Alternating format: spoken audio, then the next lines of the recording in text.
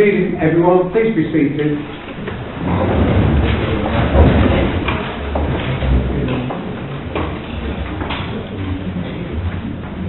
First of all, can I welcome everyone to this meeting, to all the members of the public. Thank you for coming along. And as it's the first meeting of the new year, I don't think it's too late to say we all have a very happy new year. Notice of meeting.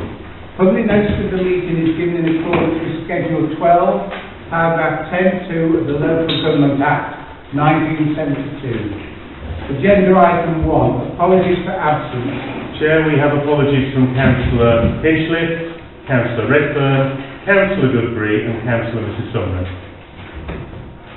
And we have someone to receive the apologies. Councillor Cochran, seconder, Councillor Knott. All those in favour? Against? Abstentions? No, thank you. Item 2, declaration of interest. To declare any interest which members may have in the following agenda items. Do we have any declaration of interest? No interest noted. Item 3, public participation. Standing orders will be suspended for up to 15 minutes to allow for questions or statements submitted by members of the public, limited to 3 minutes per person. Do we have people who wish to speak tonight? Chair, I had two notified in advance. There's Miss Appleton and then Mr Dixon. Miss Appleton? Thank you. Is it all right?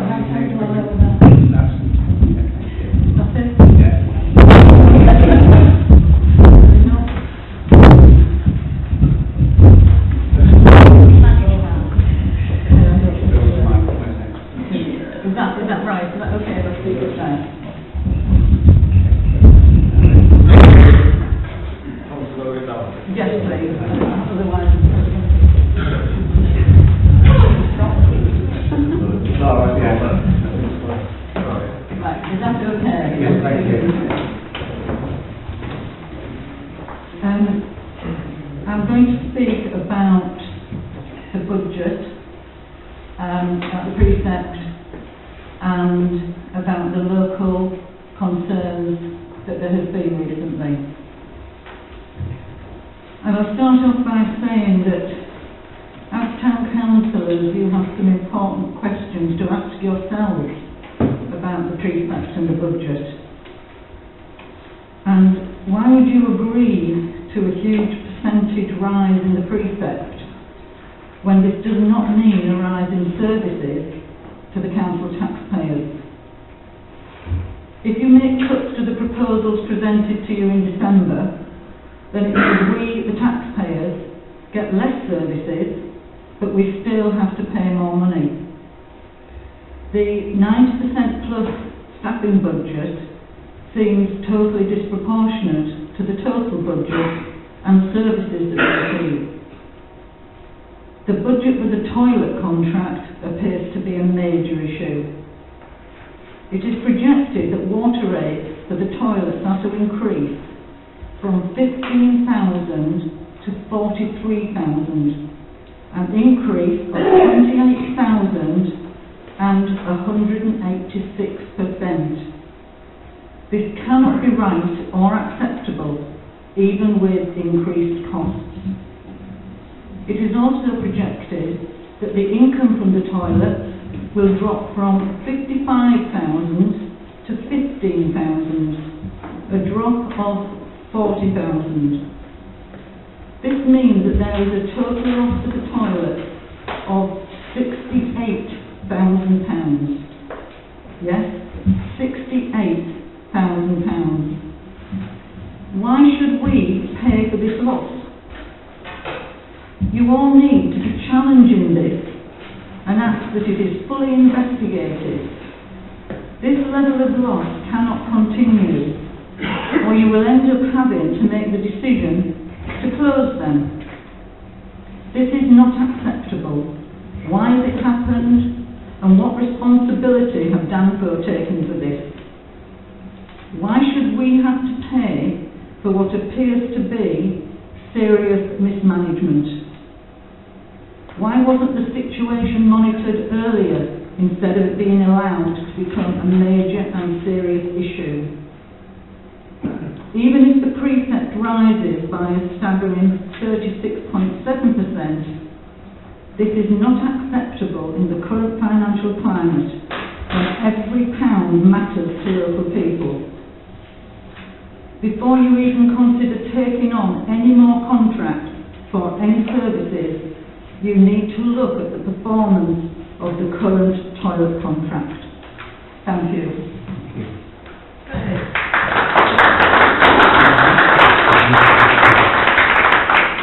Mr. Dixon?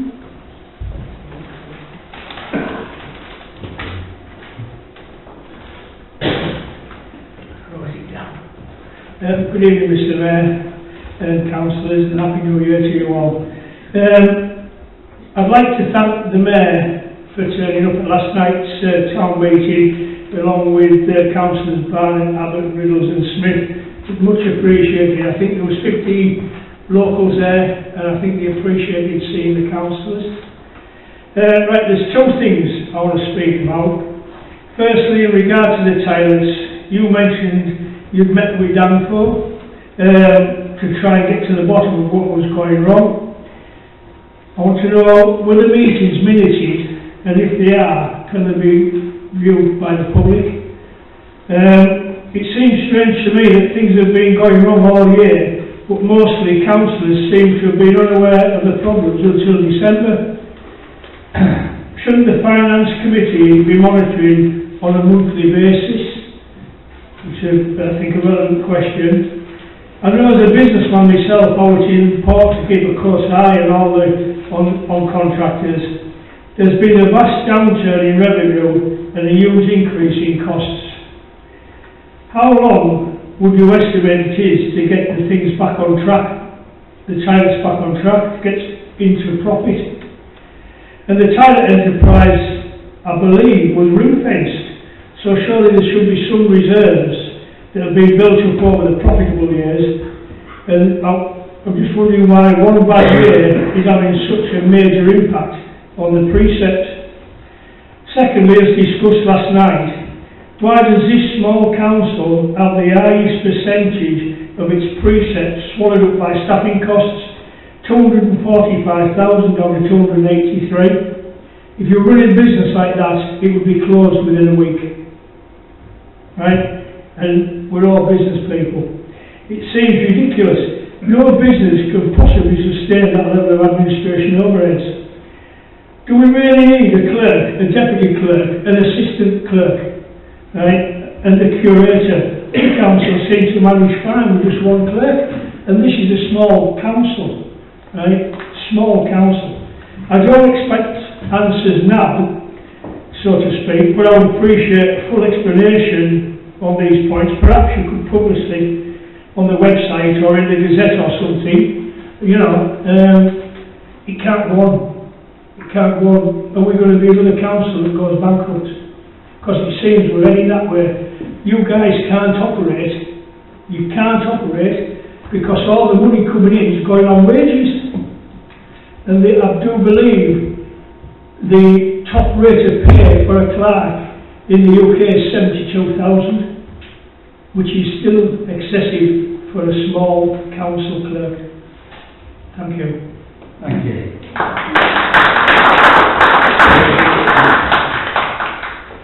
Is there anyone else who'd like to speak? Thank you. Please.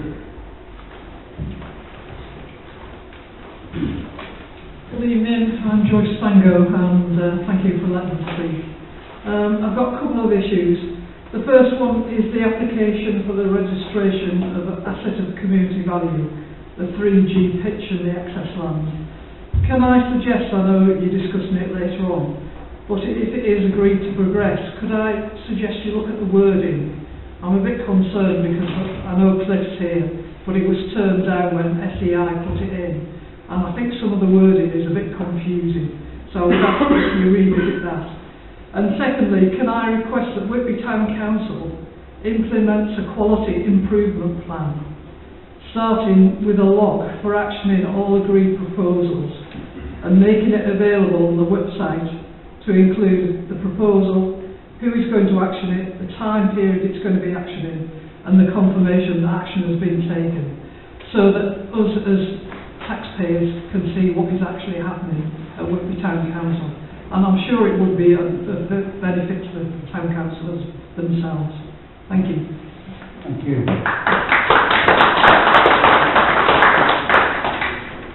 Do we have any other speakers? Thank you. Thank you. My name is Heather Rose. I was at the public meeting last night when various cutbacks were proposed with regard to the budget. And I mentioned this last night, so I'll be quite brief, because a lot of people sitting behind me were there last night. I was actually quite shocked to see there was a proposal for cutting the proposed £5,000 to mic up the council. Speaking as someone who is partially deaf, it's a very difficult place to access. Already, I can't see to help to speech read people who are addressing you, because the councillors have their back to the audience, and loop systems are anyway, that's not very reliable. So I would just ask councillors and the mayor please to reconsider that, because without any kind of amplification, you are going to virtually disenfranchise a lot of people who might be deafened, hard of hearing, hearing loss through age, and we need to be completely aware of what is happening with regard to our local democracy and things that are happening in our town. Thank you.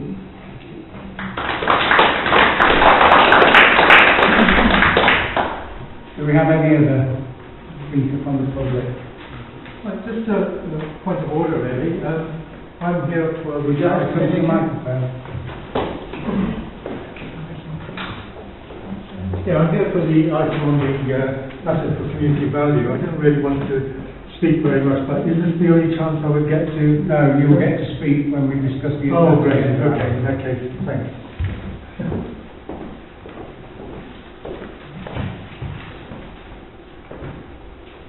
Any other members of the public?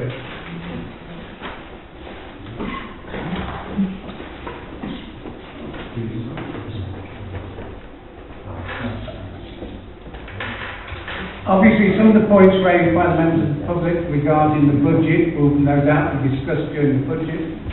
The other items that have been raised, I will liaise with the clerk afterwards and ensure that we make a proper response to the points raised regarding the toilets, etc.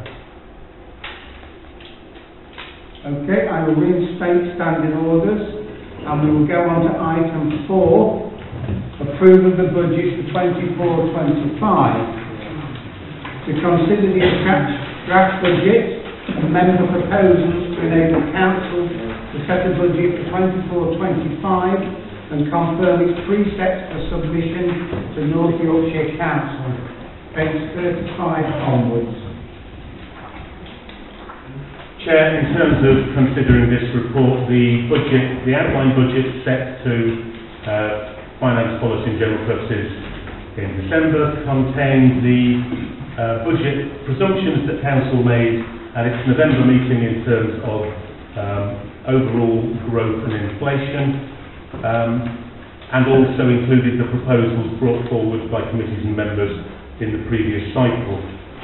Finance policy and general purposes recognised that the gross expenditure exceeded a figure that Council wanted to recommend, and consequently individual members were invited to suggest further proposals to reduce expenditure or increase income, and those are summarised in section 4 of the report and noted from 1 to 14.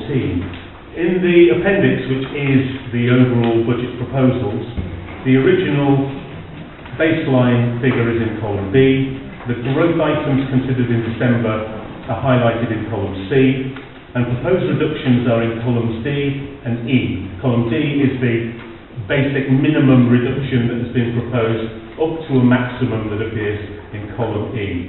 If all of those were taken together, you would have the cumulative figure that's represented in column G. To note that gross salaries are £258,000, of total expenditure £438,000 if we implement all of the cuts, but on the baseline 534. So between 40 and 50% of gross expenditure. It just so happens that the precept is approximately 40% of gross income. The precept, of course, does not finance salaries. Salaries are one element of expenditure, the precept is one element of income, and the balance must be achieved across all income and all expenditure. It's very much up to members to propose from within section 4 and to come to a budget that Council is happy with, that meets the timescale set by North Yorkshire Council, to determine a budget and to demand a precept of the billing authority. Thank you. So just to remind members that all councillors were invited to submit their proposals to the clerk by Christmas Eve, and the clerk would correlate these proposals and send them out to the budget meeting, and they're here for discussion now. Obviously, some proposals maybe seem to be more palatable than others, some may be easier to achieve than others, but obviously we have got proposals 1 to 14 within the report. I look forward to receiving Councillors' views. Councillor Abbott. I'm sorry, Councillor Riddles. Just a few points about it. The website proposal and the gallery proposal are in this year's account, aren't they? So therefore, they shouldn't be on the precept for next year. The website should have been finished by the 31st of the 12th. So any money that has been allocated to those two projects aren't at risk from the gallery for next year. Chair, for clarity, there was no item in the budget for either of those proposals. The working group on the website came to the conclusion that expenditure of about between £2,500 and £5,000 was necessary, and a budget bid would need to be made. Hence, the budget bid was made by the working group. So what happens if it's finished before the end of the year? There is no money to revise the website until there's a budget for it. There is, at the HR later there are certain things for extra wages. Is that in this budget? Budget costs for an extra 15 hours and also for... Chair, can I get into any detail on individual posts or salaries? We'll have to go into an excluded session, or reserve that until later. I think it is appropriate to say that all of our proposed staffing costs for 24-25 have been included within the budget proposal. And finally, as the toilets are ring-fenced, have they? It says in our regulations that we shouldn't use the precept to put the price of toilets up. So where have you got the idea that the toilets are ring-fenced? It says here in our medium-term financial plan, it says ring-fenced budgets. It said a small number of budget headings should be ring-fenced on the basis that expenditure is matched with income generated by the service. These services should not routinely subsidised from the precepts, and they are the allotments and the public conveniences. Not routinely, no. I think we're not in a routine situation at the moment with the toilets. Well, that has to be taken into consideration by the council.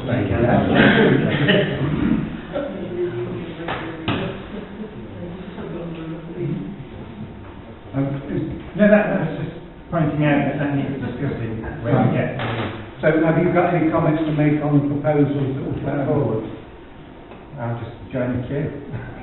Right. Other comments then, please? Councillor Knott. Thank you, Mr. Mayor. On item 2, subsidy orders, I understand that the original sum suggested for the budget was £20,000, and I believe this is arrived at by looking at similar work that has to be done by an external auditor in councils of this size, with similar objections raised by members of the public. Hence the figure of £20,000, and I do think that figure should be retained in the budget as a possible item of expenditure. We don't want to find ourselves partway through the year having to find funds that we don't have. And the same applies, Mr. Mayor, to the question of election and polls. We did have £15,000 put aside for that, and I suggest that remains, because it is quite possibly going to need it. On other matters, on item 7, it's a suggestion that we remove the provision for external patrols of the gallery. Is there an insurance implication of doing that? On item 11 with the neighbourhood plan, I think we should stop all work on that entirely, on the basis that we do not have a local plan from North Yorkshire Council on which to hinge it, and it would be a complete waste of time and anybody's effort to produce a plan that would be contradictory to anything that isn't a local plan from the senior authority. I think we should remove all of the engagement, all of the funding for unitary engagement in terms of parks and gardens. I don't think that's something that we should be taking on at all. I don't think that we have the expertise within council for a project of that nature. Christmas festival is interesting. I think we should retain that, but I would be in favour of removing the fireworks on the Friday night. I don't think we should do that. Just comments, Mr. Mayor. Thank you. Thank you. Councillor Smith. Mr. Mayor, just on, like proposed, maybe we took each of the individual items one at a time. Otherwise, we're all going to go around making various comments. And what we're going to do at the end, take them on block or not. So it would be better to start. It's a proposal that we start now and take each individual item and vote on them. Okay. Is that feasible? If council wants to do that, I was going to give all the councillors an opportunity to comment on all of their views on the proposal, and then we would go to an individual vote on each line anyway. So if you want, rather than the council saying, in a way like Councillor Knott has done, he's identified the areas that he would support or not support, and then when we come to the vote, then obviously he will be following up on that. Councillor James. Thank you, Mr. Mayor. Can I agree with Councillor Smith? As much as what Councillor Knott was saying was very interesting, I found it difficult to retain every single point. So it would be helpful, I agree, if we just do point by point. We don't necessarily have to do it in order. And with that being said, can I begin with the Mayor's allowance? And can I move that we reduce the Mayor's allowance to £400, but I would seek the advice of yourself as Mayor and previous Mayors, as I have never been a Mayor, to see if that's reasonable. I was one of the people who put forward the 10,000, not 10,000, the 1,000, not realising that actually real estate expenses was much lower than that. So I suppose 400 is a place for us to start. Chair, for clarity, the proposals range between a reduction of 400 and a reduction of 1,000. Oh, it's not two for them? No, not two. On the basis that 1,600 is the average figure that has actually been expended over the last 3 years. I'm very sorry. Of the 2,000, but that... Can I propose just for clarity. we reduce by 400 then, please? If anyone wants to take it. Right, so if we then take it, we'll take it proposal by proposal. So we'll start first of all, as we started out of order, but we'll start with the Mayor announced. Before we get, so Councillor Jones has call for the proposal that the mayor's allowance gets reduced. He's proposing £400. Is that reducing it to 1,600? It's reducing it to either, A reduction of £400 would be to £1,600. Yes. Yes. I think that's doable. It's when the mayor goes away and represents Whitby in different places. Sometimes it's got to, the mayor has to stay overnight, and it's mileage, and that's all you get. Or, that's it. I'd like to... sorry, Councillor Wilde. This is an important reduction if this is what's going to happen. When Councillor Smith was mayor, his what was your allowance? Was it 5,000? 7,000. And every bit of it did get paid, didn't it? So that was a £7,000 allowance. When I was mayor, it was 2,000. I didn't claim many expenses, but when I did claim some things, and I did give away quite a bit of the money for people in the community, for special things. So I think, start reducing the mayor's allowance, and I think we're going to be short. I'm not dead against it, but I think we should think carefully about it, because we're going from 7,000 to 16, and I think it's a bit low. Can I just point out that when I was mayor it was 3,000 and I actually had it reduced to 2,000. I personally do not, because I thought 3,000 was too much, and I spent next to nothing on it. My concern is that it becomes elitist, that you can only be mayor if you can afford to fund it yourself. And I think there are many people or councils that could come to the council without substantial income that could be mayor, but wouldn't be able to because there was no allowance. I agree with that. Councillor Turner. Thank you, Mr Mayor. I was going to make the point that Councillor Smith has. If we reduce the allowance for the mayor, sorry, can you all hear me? I'll turn around. If we reduce the allowance for the mayor to such a low effect, we are actually excluding people who possibly haven't got the financial support to be able to represent the town in the way it should be. So I do have concerns on that one. Yeah, but it works both ways. Excuse me, sorry, no, it's just a council discussion, so. I would have to disagree. I'm probably one of the poorest first people on here, and I didn't have a problem with £2,000, and I think £1,000 is adequate. I mean, if anything came up that was of high expense, I'm sure that could be accommodated in some way. Councillor Coughlin. I think if memory serves, I think mine was 4,000, but I don't think I spent half of it. No, it's not necessary. Some people need to buy clothing when they're there. They buy suits, go and buy dresses. I used to get mine in the Bon Marché sale. You don't need a lot. We have had a proposal from Councillor Jones for a £400 reduction. Do we have a seconder for that? Councillor Wilson. Shall we move to the vote? All those in favour of reducing the council's allowance, the mayor's allowance, by £400 for 2425? To 1,600. It will go down to 1,600, yes. All those in favour? Against? Abstentions? Thank you. Right, so if we go back then to number 1. Administration. A saving of 5% on office expenses taken as a sum of baseline administration. No. Can I ask how this is to be achieved? It's obviously been a suggestion from someone. How is it to be achieved? I was actually going to ask what it means, yes. So, how's that?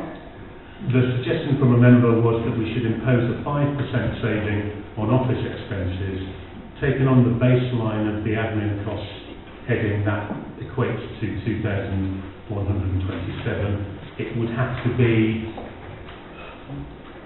managed as incremental savings on those headings under administration. So for clarity, that would be stationery, photocopying, adverts, postage, telephones, broadband, email and office equipment. Is it just those? Also subscriptions, IT hosted applications, computer maintenance, insurance, which is probably the largest amount, bank charges, health and safety, data protection annual subscription, which is a fixed fee, HR advisory service, although there's a separate suggestion relating to that one as there is with the website, and also travel and training. Not much fat there, is there? So we do have a proposal that's put forward by Councillor to look at a saving of 5% on office expenses. Councillor Wilde. Can I just ask clarification, what's the HR bit of that? What was it? The HR advisory service, which is a step which is actually, is that an item 4? That's item 4, and that's proposed separately to be reduced to 0. Right. Okay, thank you. Any councillors' comments before we... Point of order, Mr. Mayor, we haven't actually had anyone propose this. So, I mean, I know we like to run meetings a bit fast and loose, but really we should have someone propose it before we even discuss I was just about to say, if anyone wants to make a comment on it before I see if we have a proposer. I think we're down, actually. Do we have a proposer? Mr. Mayor, just a comment on this. Shouldn't we, or shouldn't the Finance and General Committee, in their meeting, review all contracts and all job descriptions that we employ on a continuous basis to get the best value that we can possibly get, rather than just sit there and they're all there and we use the same ones every week or every month or whatever it is, and no matter what the price is. Shouldn't we review it all the time? I've been told by Councillor Jones that that's what you do, but I don't think you do. What do you do?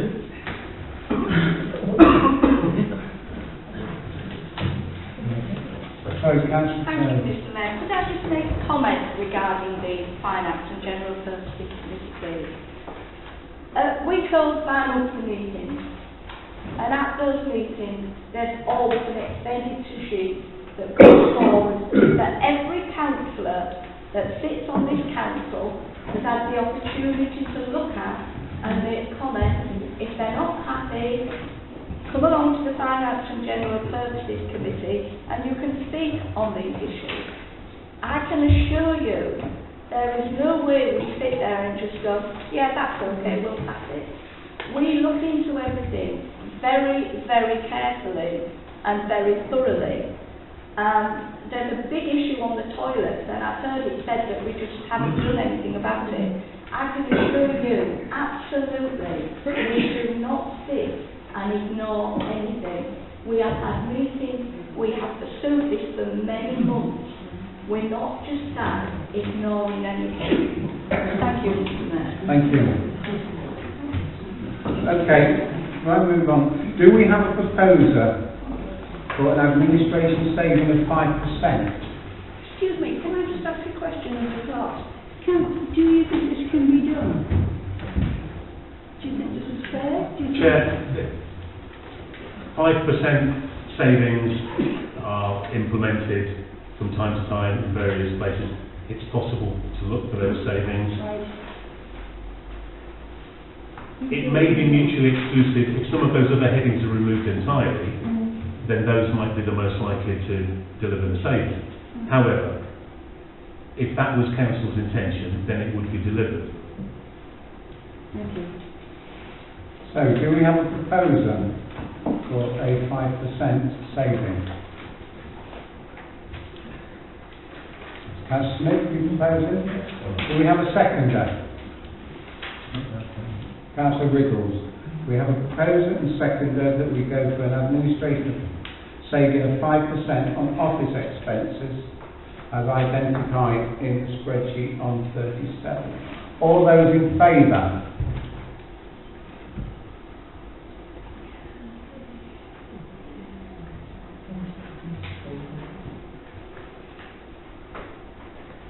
Against? Abstention? That is then carried.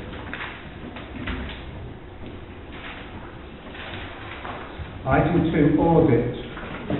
Reduce provision for auditors' fees in relation to objections raised by elector for 234 and 245 by £2,000 down to £10,000. And those were the two extremes that were proposed. Right. Either to take it down to 18 or to take it down to 10. I mean, those two figures, I mean, is it to a certain extent guesswork because we've got no idea, or is there any, you know, has anyone just sat down and said, well, this is what it's going to be? And it's difficult, I know. I think it's fair to say no to the auditor's hourly rate, and I think it's been then taking a calculated guess as to how many hours that they have been spending on this. Then that is the figure that has been advised that we require. As you say, it is a finger in the air job. Whatever figure we identify could be too small or too great, but we need to identify a figure. And the proposal is that it is reduced from the original figure. So remind us again, what was the original proposal was 20,000. A proposed reduction of between 2 and 10,000 is proposed. So the minimum reduction proposed was 2,000. The maximum was 10,000. So the budget would either be 18,000 or 10,000. Right. Councillor Harston. As this is a range, and so councillors need to pick a number, I'll get the ball moving by moving that we reduce it by 10,000 and open it up to councillors to modify that motion. I second that motion. Okay. Councillor Mr. Mayor, I have concerns about reducing this so much because the public do have a right to challenge the council on everything, and if that does happen, where does that leave us next year if we do not have the finances in pot to pay for such a large bill? It's just digging a deeper hole, isn't it, if we cannot pay the bill that comes through, and everybody in the electorate has the right to challenge accounts. Council, thank you. Councillor Wyman. Can I just remind everybody why this figure is here? It's because there are so many objections going into the auditors. We don't know how many more objections are going to go in. Are the objections going to carry on forever? What we're going to do next year if we reduce too low and we don't have the money? Thank you. Councillor Knoll. Thank you, Mr. Mayor. As I said earlier, the figure of 20,000, I believe, was based upon the experience of other councils of similar size with similar sets of questions posed to their auditors. So yes, there's an element of guesswork about it, but it is researched and educated, as opposed to a wet finger in the air. No, that's right. If you put 20 and you say reduce it down to 10, yeah, a certain amount of research work's been done. You know, it's a bit extreme, I would have thought. Because otherwise, if you're saying reduce it to 10, you're saying, well, 20 was pie in the sky, but it obviously isn't. So we do have to think about all the finances. Of course. Because a lot of these will be reducing by a lot less, little figures. So that one figure, about 10,000, is going to make very much an indent in what we're going to have to charge. So it does need thinking about very carefully. Can I just say, bearing in mind that the 20,000 figure that was put in by the clerk based on an assumption.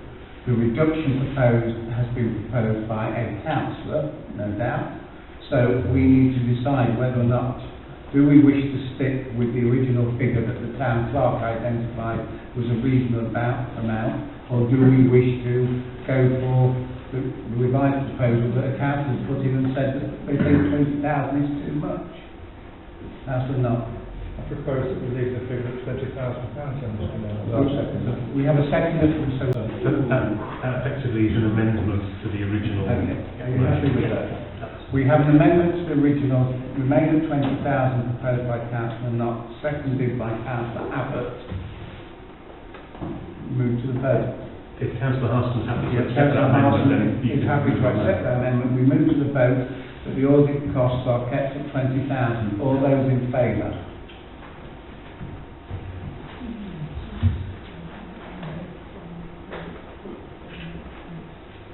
Against? Abstention? 3.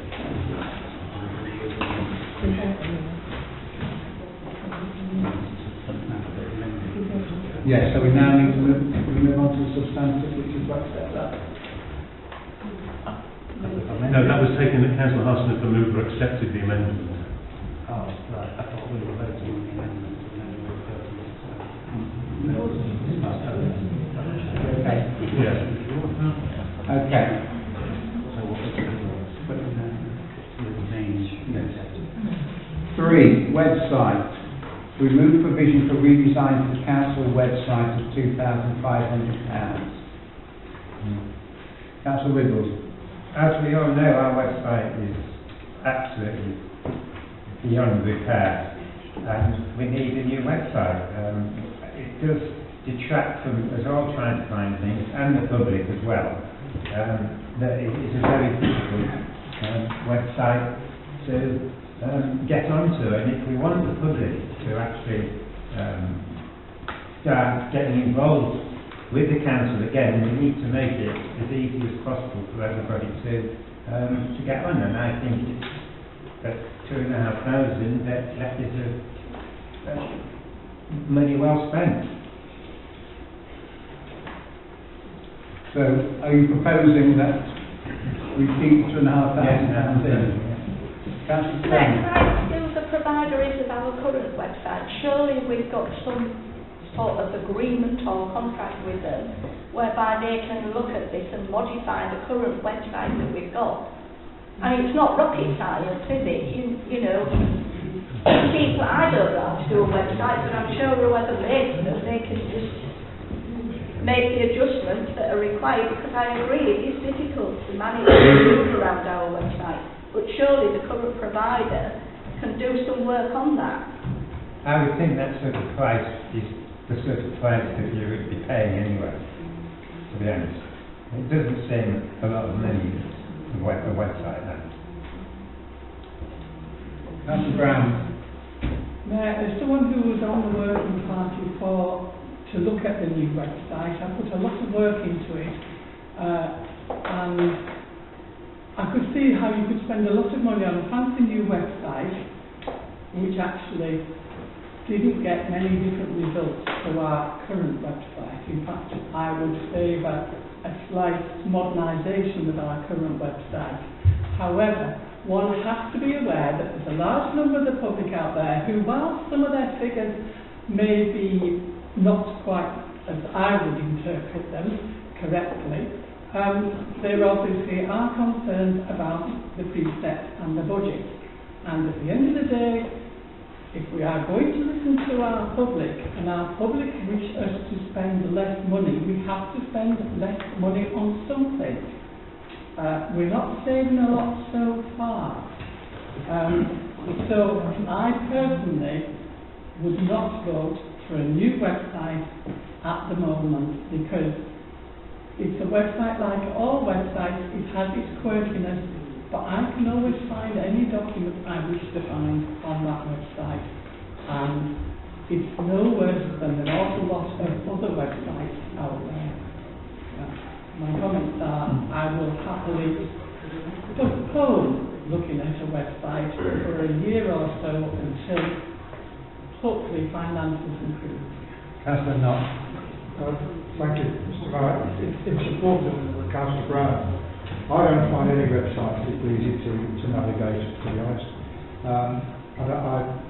The one I find most difficult at the moment is North Yorkshire Council, and we've found that with that for hours trying to find the right button to press to get what I want. that's possibly more of a reflection on me than their website. But I'll support Councillor Brown. Something has to give. Councillor Jones.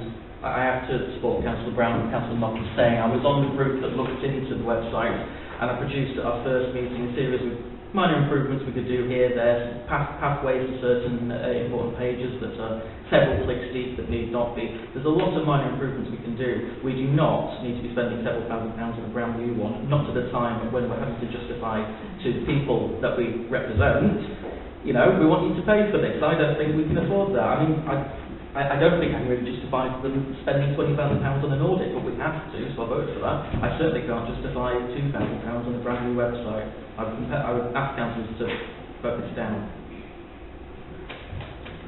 Any other comments? So this time, Chair, Councillor Rules has proposed it, not been seconded. Okay.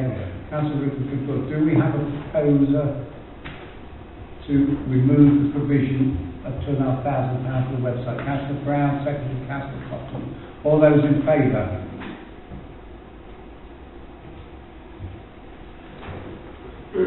Item 4, HR Advisory Service. Remove the provision. Mr Mayor, I don't think Councillor Barney voted. Oh, sorry, did you vote for Councillor Barney? No, I didn't. Did you abstain? No, you didn't ask me. So I apologise. We'll go back to that. All those in favour of removing £2,500? Against? Abstain? Councillor Barnett abstained. Apologise. Item 4, HR Advisory Service. Remove provision of independent legal cover and advice to the council as an employer.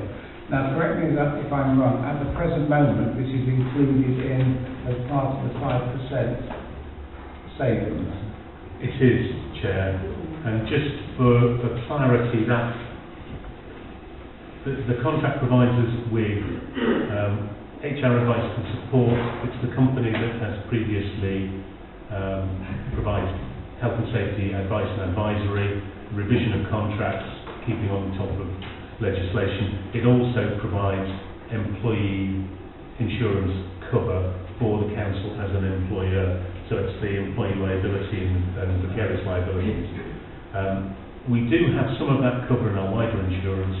We can achieve HR advisory services through the Yorkshire Local Councils Association and the Society of Local Council Clerks on an ad hoc basis. Councillors, any comments on item 4? There is a proposal. Councillor Wyatt. Can I just ask, do we use this regularly, and is it important? Is it important? Chair, it's in the 4 years I've been here, we have not made active use of this service. Thank you. Is it the clerk's assessment, trying to read between the lines here, that it's something that we could easily do without? That's not the clerk's decision, no. Council, it's been put forward to remove it. We have got to make that decision as you know, as a town council. Do we wish to remove £2,000? Based on what the clerk has said, there are other avenues that we could use, and we have not used that service substantively for a number of years. We need to make the decision based on what the clerk has said. Fair to say, Chair, I wouldn't advise against doing it. Thank you very much. Do we have a proposer? Councillor Barnett? No, second. Well, I think you're proposing it. We have a proposal to remove the HR advisory service. Will you second it, Councillor? All those in favour? Against? Abstain? We've done the mayor's allowance. Election polls. Reduce provision for parish poll costs to 2 polls of 6,000 or 1 at 7,500. NYC Electoral Services has now confirmed the cost of the October poll is £6,041.35.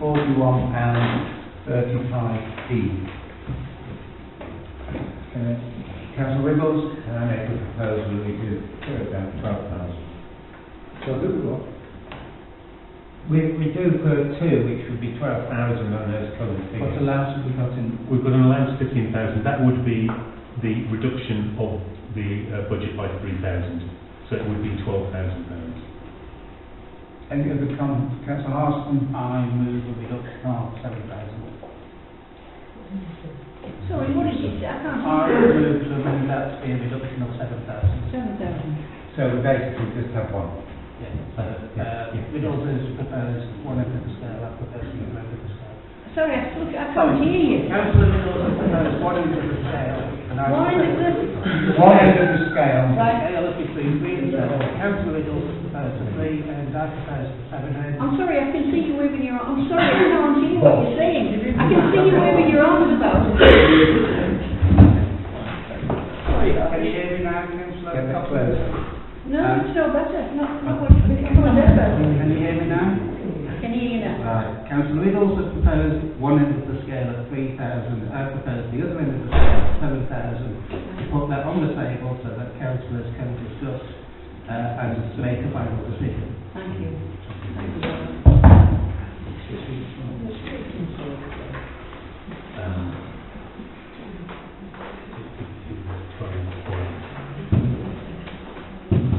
Right, the reduction then would be either we would go down to 12,000 or up to 8,000. Councillor? Mayor, I would say that the reduction of 3,000, so we are at least covered for 2 votes.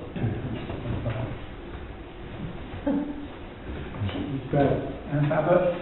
One of the polls is the end of term poll, isn't it? When we choose a citizen of the town and all this sort of thing. And another one is just a poll that anybody can call as a whatever. And I think what we're referring to are parish polls that are administered by the Electoral Office of NYC, which at the present moment are costing between £6,000 and £7,000 per poll. So the projection is, do we put the cost of one poll or 2 polls into next year's budget? Which could be... Well, the proposal, Chair, is a reduction to £12,000, which would be provision for 2 polls, which would cover the current year poll, and then make provision for a further poll next year.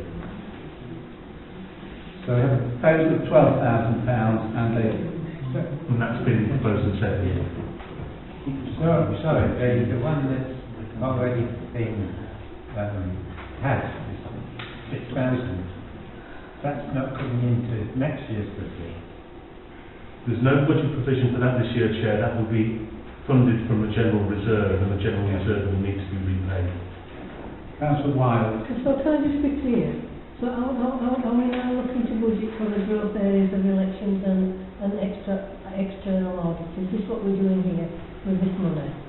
Is this what we're looking at now? We're discussing the funding of elections, we're projecting the funding of parish polls based on our recent parish poll history. Yeah, so this is the new growth area for our budget. Bear in mind, yes, we have had 2 parish polls in close succession, which have cost us in the region of 13,000. We need to fund. So what can we do any different? Well, stop them. Stop them. Councillor Cotton. 2 points, please. What's the population of Whitby at the moment? Sorry? 12,950. And how many people actually went and voted at these polls? In a way, Councillor Coughlin, that is not relevant to this discussion. Well, I think it is. No, it isn't, because if the polls are called, then they're called and we have to pay for them, irrespective of the number of voters who turn out. Our duty is to fund the parish polls, and we're discussing the budget of the parish polls, not how many people turn up at the parish polls. So, can we go back to, we've got... Mr Mayor, surely that's relevant. No, it is not relevant. It has to be relevant in a discussion. It is not relevant to the budget. It does not matter if there is a parish poll and one person turns up, we have still got to pay the cost of the poll. It's dependent on this infrastructure that NYC set in place for the parish poll. The number of polling officers, the number of staff they employ, the number of tellers they have to count, irrespective of the I vote. accept your point of view, and I might not understand this, but I will say this much. The polls are rolling in this town, and somebody should see it. They've done nothing. It is not relevant to this discussion at the moment. Councillor Jones. Speaking to the amendment to reduce it by 7,000, I believe that's what the amendment is, that would assume that there wouldn't be a further poll. And as much as I'd like that to be the case, I think the poll that we had last time proved that these polls need to be used, if they're going to be effective, sparingly on issues that are important, like, you know, the second homes issue, not what we waste time in autumn about. But if we don't budget for this, a poll can still happen. We don't have the ability here to stop a poll. So, sadly, we have to budget for it. Although I think those people who have been in the business of pulling polls need to look at themselves. Thank you. Councillor Riddles. I wasn't aware that we were paying the 6,000 for this year's code in next year's budget. Now, if that is the case, what we have to decide on is next year, how many town polls do we think we have? Are we going to just say, we're definitely going to have one, or if we think we're going to have two, that means we've got to add the budget to 3, because we've got 6,000 that we already owe. So it's whether we want to budget for one town poll, or no town polls if we want to, but one town poll or two. So it's not 1 or 2 as far as I can see. Unless someone thinks it's going to be more than that. But I would think those are the numbers. We've had a number of proposals as to the amount of money that should be put forward. Councillor Turner, you suggested a reduction of £3,000, didn't you? I seconded that. And that would take it to £12,000. Yeah. So we have a proposer and seconder. At that level, at the moment, yes. For £12,000. Do we have any other counter proposals? No. Councillor Harston was not seconded, so we have a proposer and seconder to say that the election polls would be put in at a figure of £12,000, which is a reduction of £3,000 from the original budget. Yeah. All those in favour?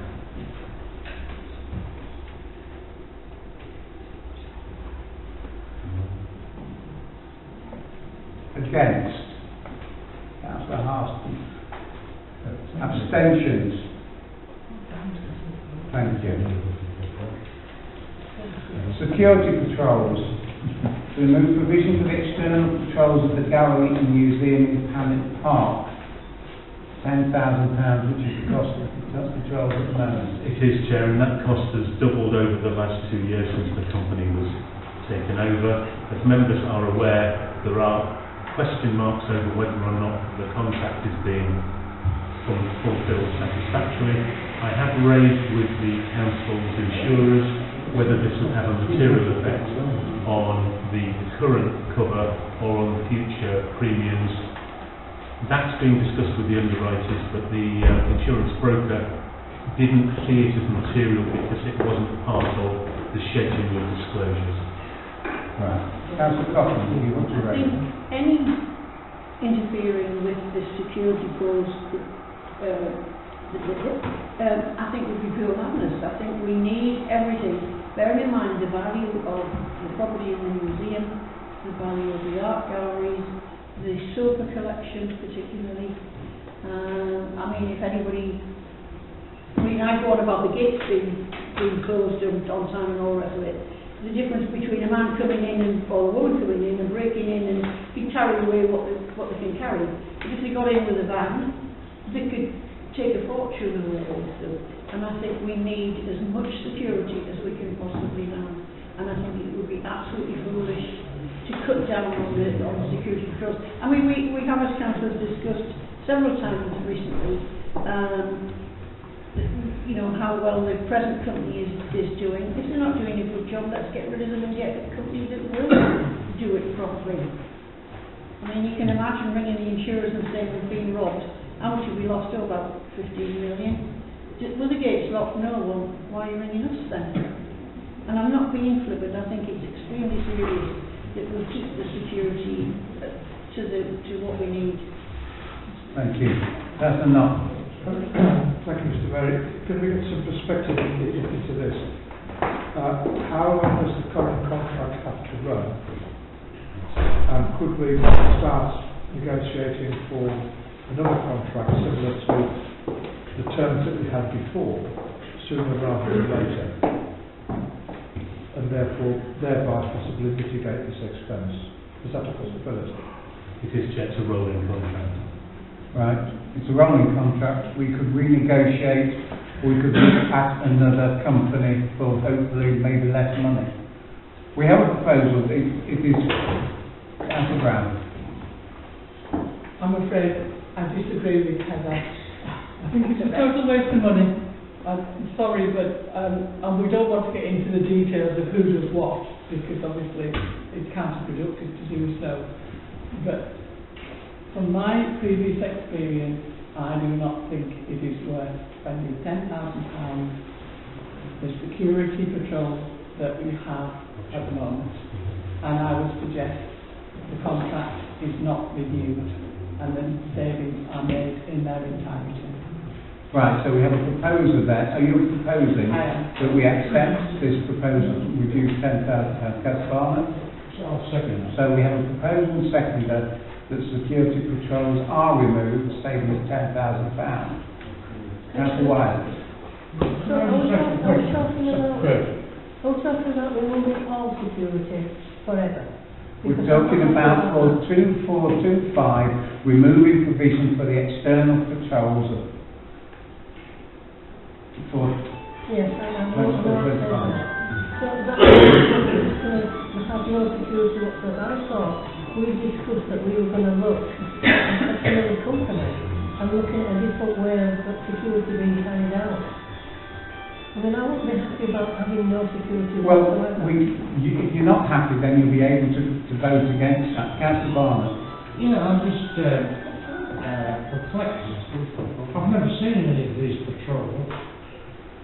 When do they take place? They take place at night. I've seen them when I used to walk the dogs. Have you? Yeah, they come round and they check. They'll be walking around an hour, right? But we have got a proposal and seconder to discontinue the security patrols. Mr. Mayor, can I ask a question, please?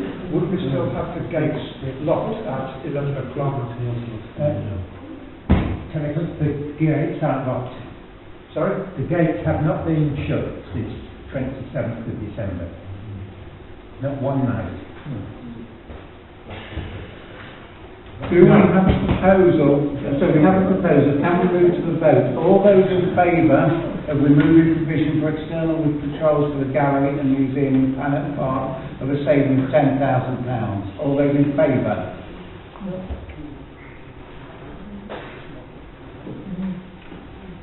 Against? Abstain? Thank you. Repairs and maintenance. Was to remove the... So the result was to remove the patrols. Repairs and maintenance. Remove growth to improve the acoustics of the gallery for meetings, £5,000. This was an item mentioned by the members of the public when they spoke. What are council's views on this?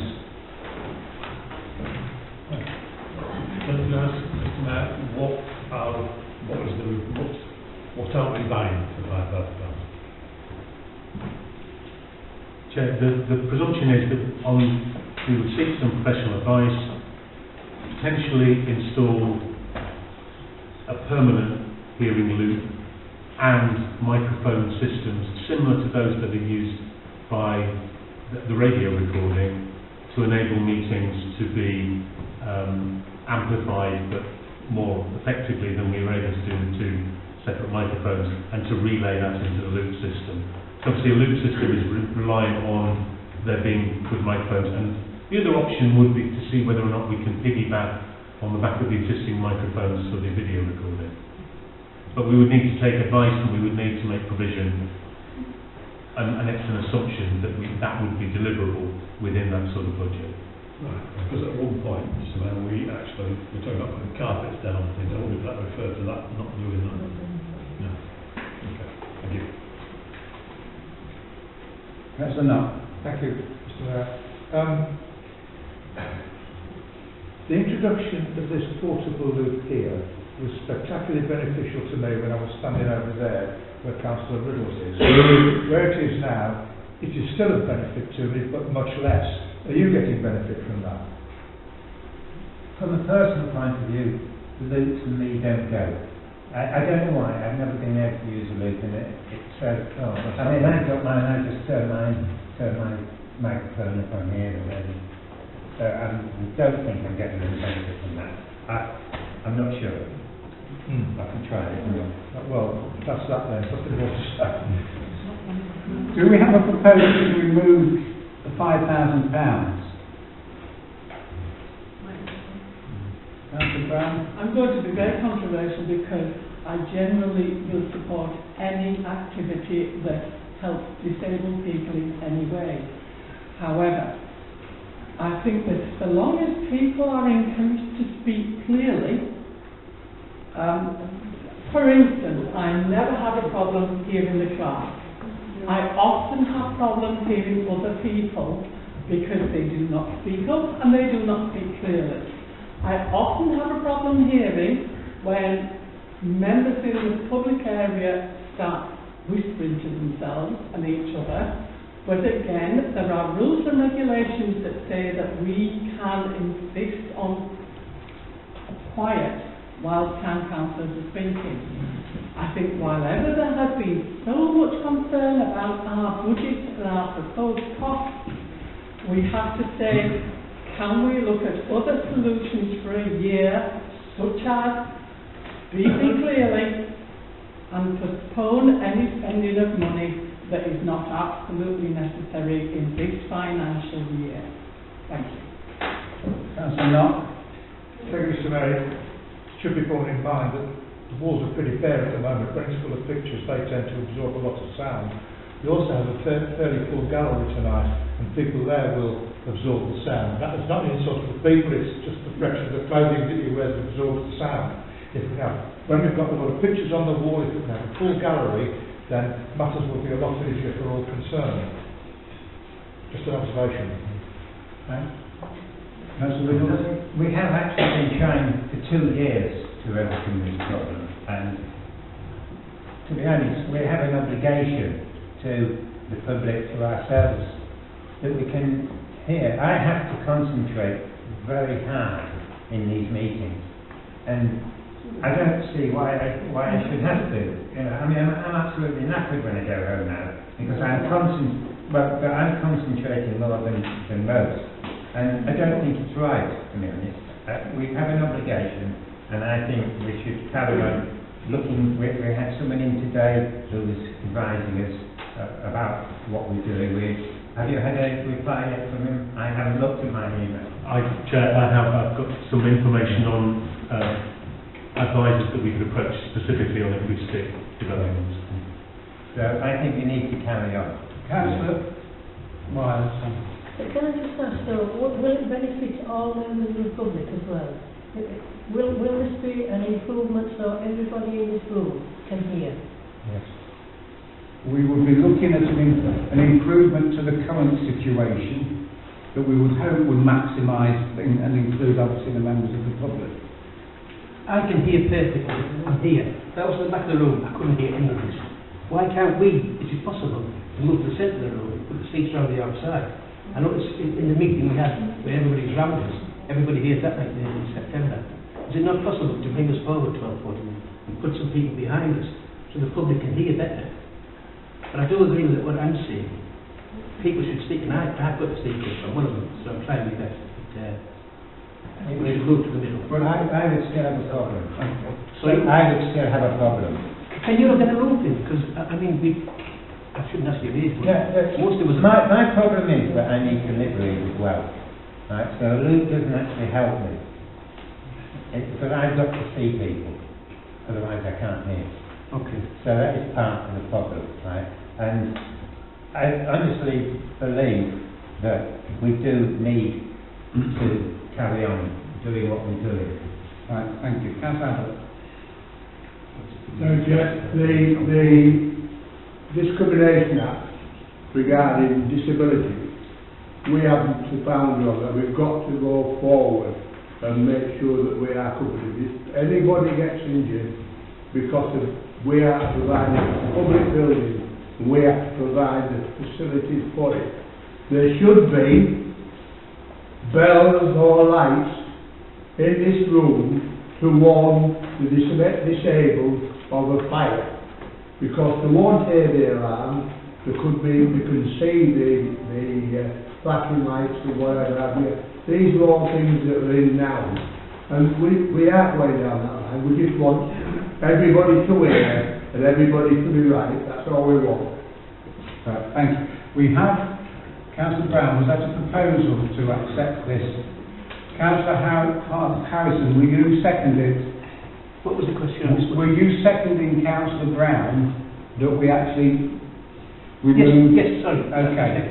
So we have a proposal and seconder to accept that we remove the growth of £5,000.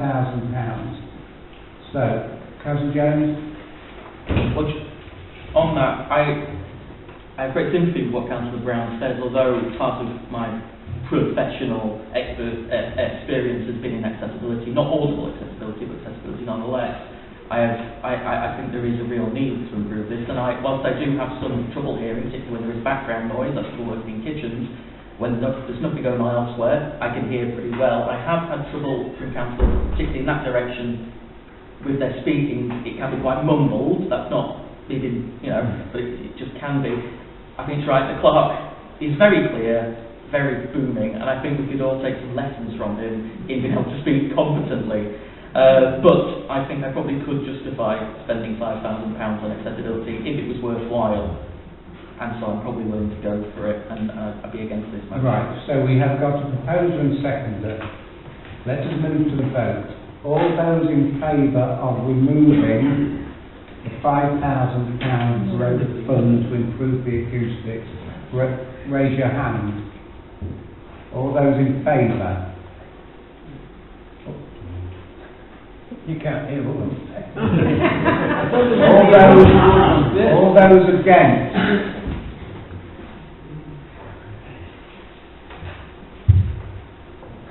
Abstentions?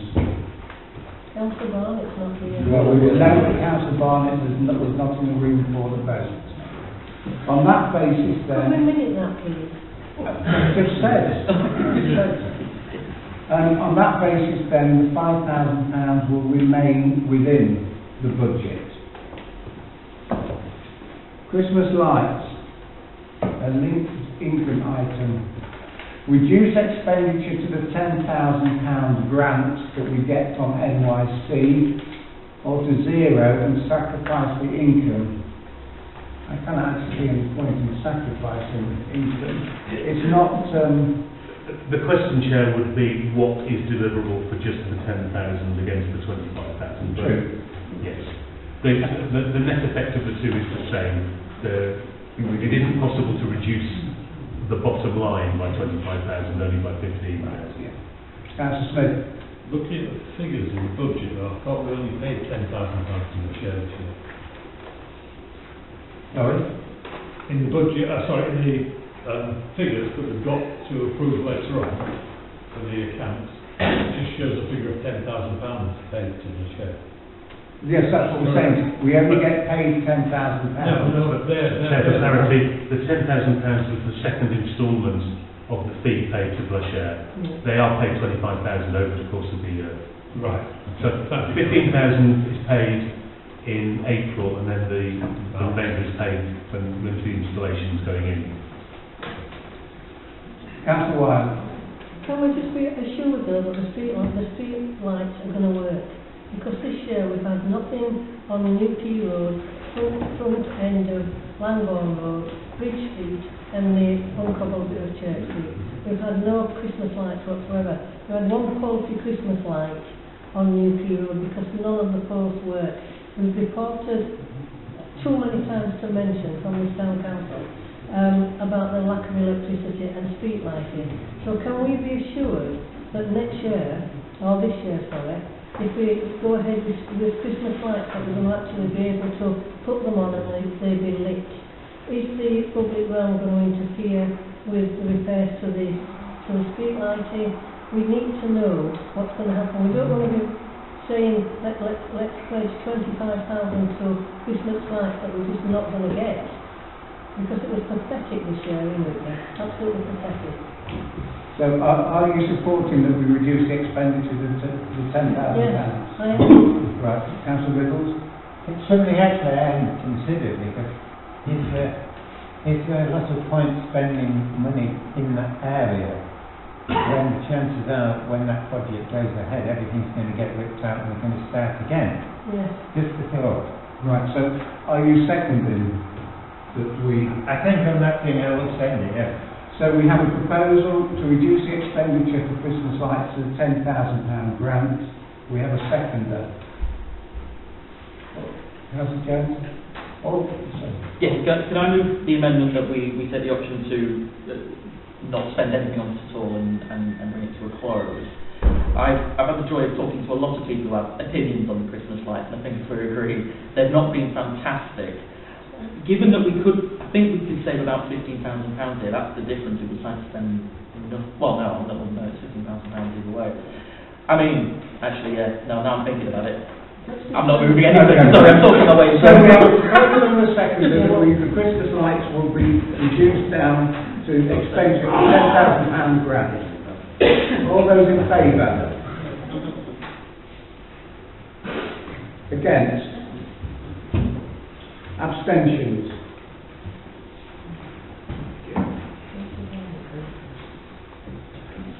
Ten, climate emergency engagement, remove the provision of £1,000.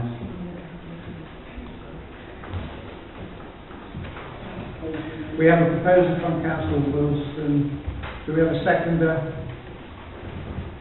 Do we have anyone who wishes to discuss it? What is it? The climate emergency engagement.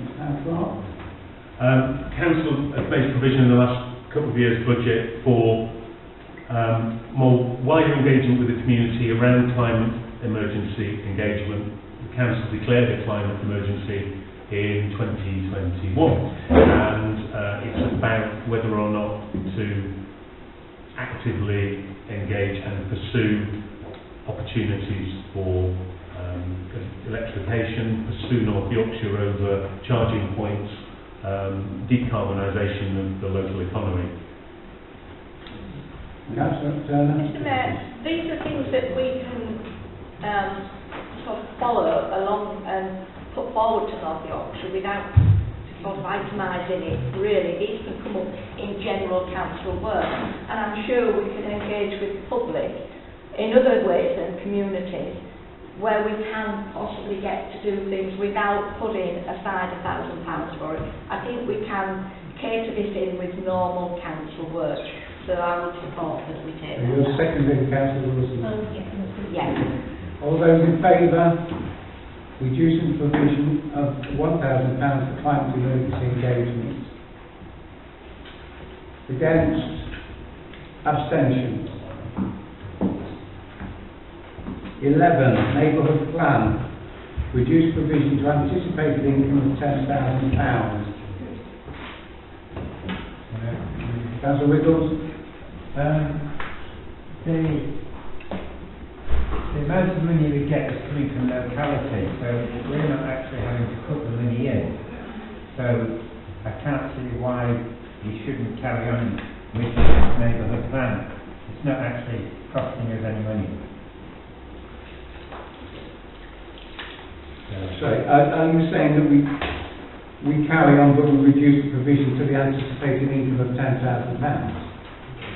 Okay, the income. I apologise, I forgot the count. As the neighbourhood plan working group was informed today, there is potentially £18,000 that can be drawn down from the county. None has been to date. there has been no expenditure recorded against that heading to date. In principle, Councillor Riddles is right. Any expenditure should be matched by income from locality. Right. So the net effect of the neighbourhood plan is zero, and as long as the budget showed that by matching the income and expenditure figures to balance, then that would be prudent, because it would allow the neighbourhood plan to continue with the external advice and with the community involvement that's now commenced. But that will have a negative, there'll be no income and expenditure. It would balance out. It would balance out, which is the same effect that is currently shown by reducing the expenditure to 5,000, because the income is presumed to be 5,000. Those figures could move in parallel, but if the expenditure was reduced to match the presumed income, then they would balance. Right. So, is this slightly amended then, that it would be to reduce the neighbourhood plan provision to anticipated income? Yes. Do we have a proposer for that? Councillor Abbott, second to Councillor Riddle. So are we taking off the 10,000 then? Is that what you're saying? It would mean that the expenditure line would be £5,000 and the assumed income line would be 5,000. The actuals may be different from that, but they would still balance. So it would have income and expenditure would balance, so there would be no cost To us. to us. I mean, I attended the meeting this morning, it was very interesting, and it was amazing how much power, when we've got this neighbourhood plan, how much power we will have over what happens in our area. And yes, about the funding. So we have a proposal and seconder to reduce provision to anticipated income. All those in favour? That be worded that way, won't it? Yes. Against? Abstentions? Thank you. Unitary engagement to remove the provision with a saving of £12,000. Any comments? Councillor Knott. Thank you, Mr. I think it's a cynical policy for North Yorkshire Council to try and shed those tasks that they find irksome and difficult to budget for, and also difficult to find the expertise for. We don't have the expertise, in my view, to be able to plan the floral arrangements for all the parks and to maintain them all through the year. And I think it would be absolute folly for this council to take on responsibility for running the parks. Thank you. So are you proposing then that we remove this provision? You remove it totally, it's currently 50,000. It's 12,500. No, it's 12,500. And you're seconding it, Councillor Riddles. How much did we do that? So we have a proposer and a seconder to remove £12,500 from the unitary engagement. All those in favour? Can I just ask a question? Yes? Is this going to, are we going to rule out on different emotion here? That's what we're saying. Chair, the principle would be that any further approach by North Yorkshire on double devolution could not be subsidised, including the work done to prepare for it, so that the funding would have to be entirely contained within any service that was transferred. Excuse me, can you just explain very quickly double devolution? See if I've got it right. Quickly, yes.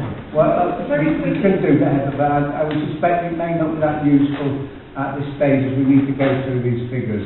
Double devolution, I think we're going to have to discuss in great detail, but effectively what we're saying is if there is any cost involved with unity engagement, we will be looking at North Yorkshire to fund it. Right. And we will not be funding it from the council precept. All those in favour? Against? Abstain? Thank you. Christmas festival. Reduce expenditure expenditure by 3,500 and remove provision for fireworks, or cancel the event outright and forgo the anticipated income, which is a budgeted net surplus of 2,500. So effectively, we are saying it's a proposal to reduce expenditure by 3,500 or to reduce income by 2,500. Councillor Wilde. Sorry, Councillor Stern, sorry. Thank you, Mr Mayor. I would support removing the fee for the fireworks because although they are very nice, we can save £3,500 there. I would be totally against taking away the Whitby Christmas Festival. I think a lot of the community enjoy that event and we should retain that, absolutely. So I would propose to remove the £3,500 fireworks. I'll second that. Councillor Wilde. Can I just say though that Councillor Trump's locality budget pays for the fireworks, and I assume he's going to carry on doing that, hopefully or not. Yes, he said yes. So, he didn't say anything. I'll second Councillor Stern. Okay. Thank you. We have a proposal to reduce by 3,500. We have a seconder for 3,500. All those in favour?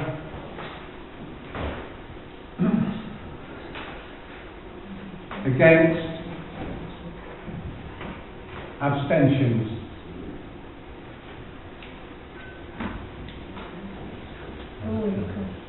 Carried. 14. Toilets income.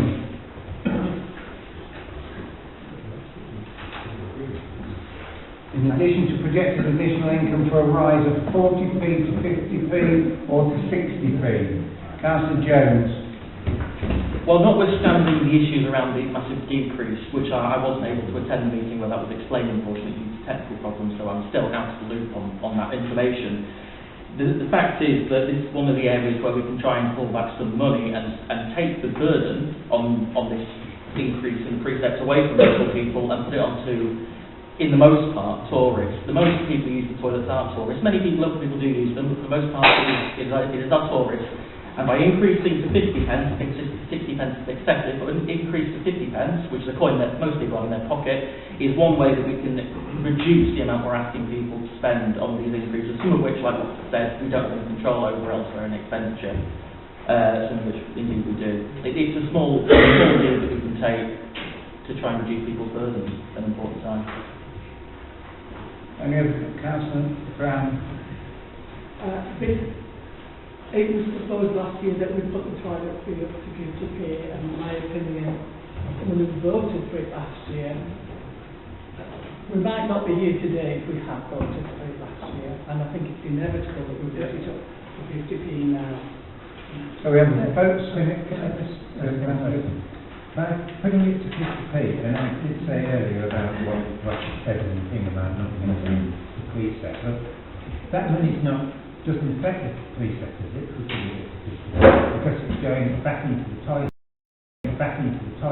So does that actually affect the precept? Chair, in absolute terms, in terms of the precept is the figure to balance between the net income and net expenditure figures. So any differential, however it's arrived at, is what can be funded by the precept. So if additional income is arrived at from elsewhere, it will reduce the precept. So we put it up by 10p. How do we work out the precept from that? Because you don't know how many people are going to use it. Well, in the same way as we projected a reduction in income, we will be able to project what a 10p increase will be in the income.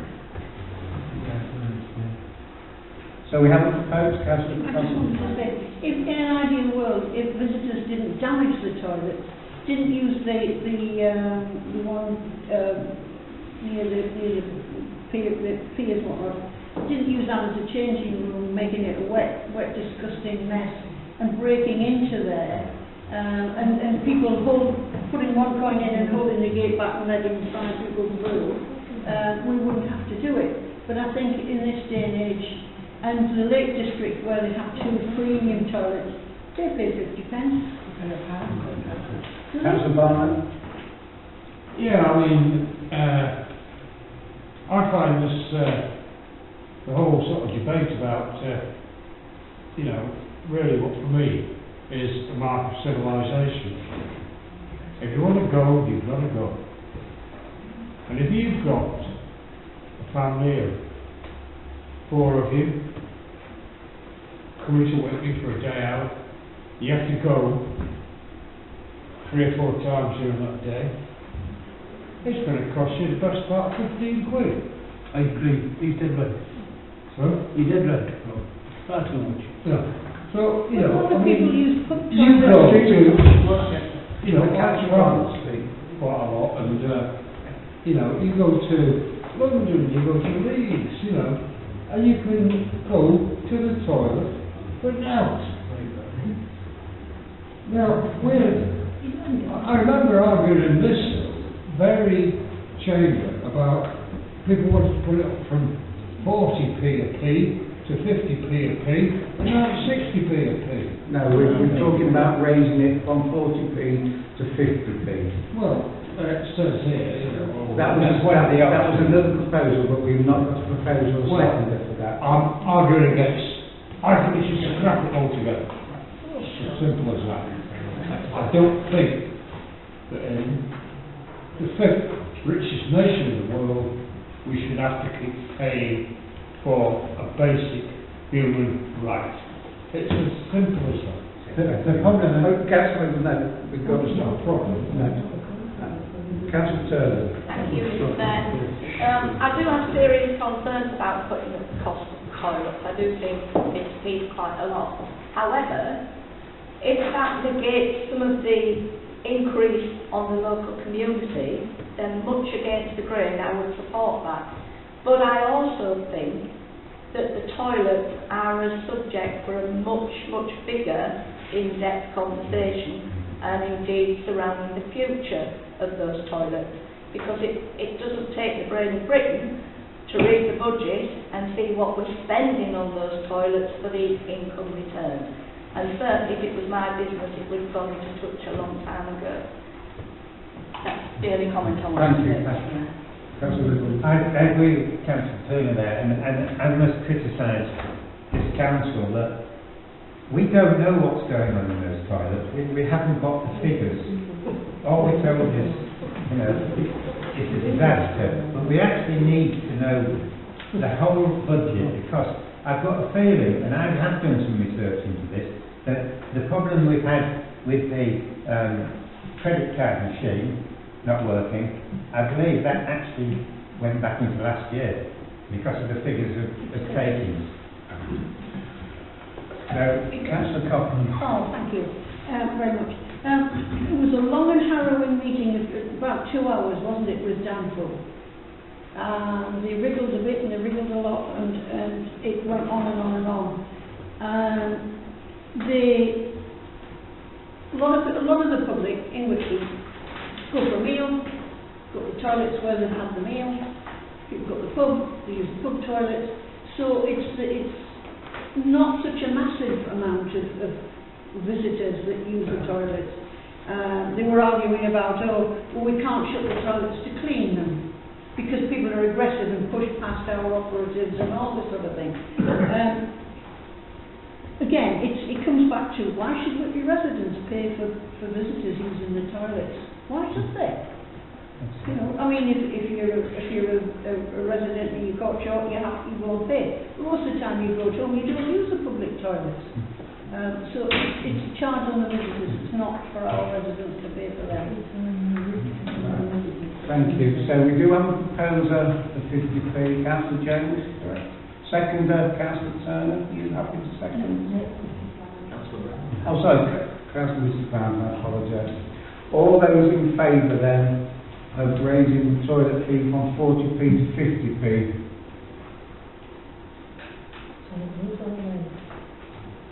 Against?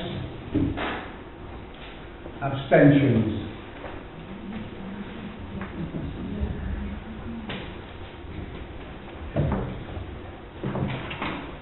So that goes through the 14 suggestions that were put by councillors. So just to recap those, Chair, On point 1, it's a reduction of 2,127. On point 2, it's to leave provision at 20,000 for the net figure 21,700. Site to remove the provision so the figure reverts to 400. HR advisory service to remove the provision, figure is 0. Mayor's allowance to remove £400, the figure is 1,600. Elections and polls to reduce by 3,000, to give us 12,000. Security patrols to remove the provision, budget 0. Repairs and maintenance to remove the provision of 5,000, to take the budget to... No. Oh, sorry, to leave that in. Apologies, yes, and the budget is 18,000, yes. Christmas lights to reduce that to the amount of income, £10,000. Climate emergency engagement to reduce to 0. Neighbourhood plan, 5,000 to match income and those two to balance. Unitary engagement, 0. Christmas festival to remove 3,500, so the expenditure is 46,500 and the income is left unchanged. Christmas lighting income matching the above, so that's 10,000. Christmas festival income left at 52,500, and public toilets to increase by 25,000 to a projected income of 40,000. In total, that would give net expenditure of £514,898,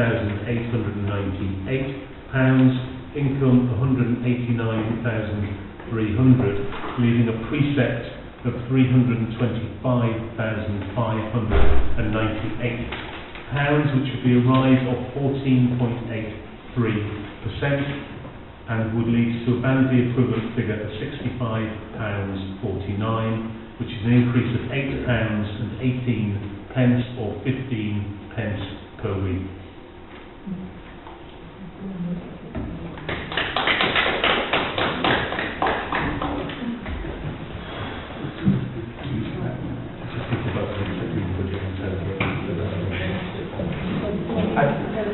So we have the proposal to accept our budget figures, Councillor Wilson, seconded Councillor Jones. All those in favour? Sorry? Yes. All those in favour?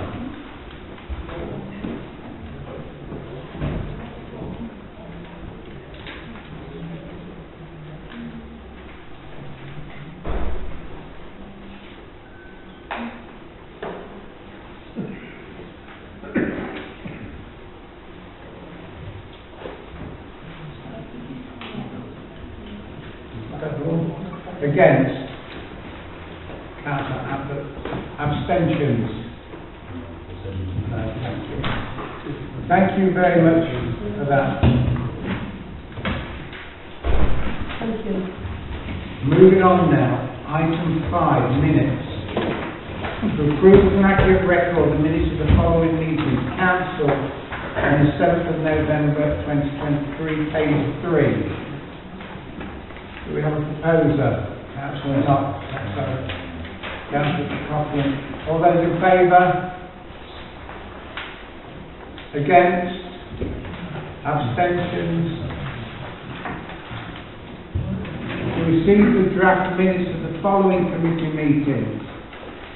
1. Human Resources, the 21st of November. 2. Planning and Licensing. I'll go out with technology block. Finance Policy and General Purposes, the 5th. Planet Art Gallery, the 12th. Planning and Licensing, the 12th. Town Development and Improvement, the 12th. We have, sorry, the 19th, I apologise. We have a proposal to accept them on block. We have a seconder, Councillor Jones. All those in favour? Against? Abstentions? Councillor Barnett.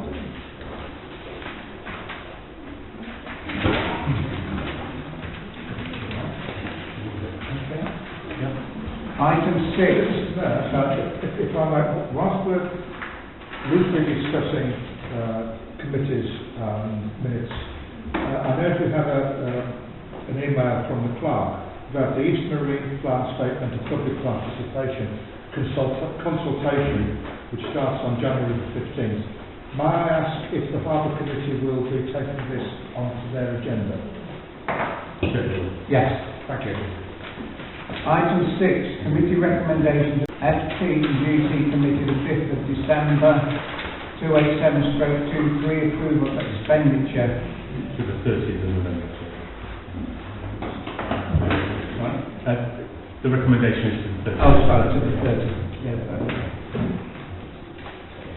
recommending that scheduled expenditure up to 30th of November in the sum of £131,548.46 attached is approved. Councillor Riddles. When we put the list out for bills to be paid, right, I have noticed that sometimes they come on to the next meeting. So I get that you get them on twice. So how does that work?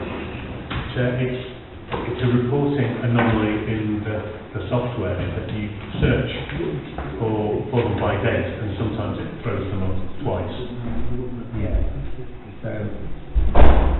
So that figure then isn't actually correct.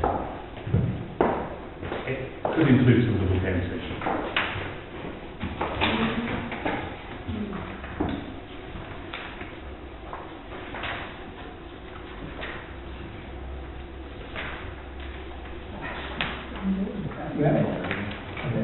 There's only an observation. Right. Okay. Do we have a proposal to accept the recommendation?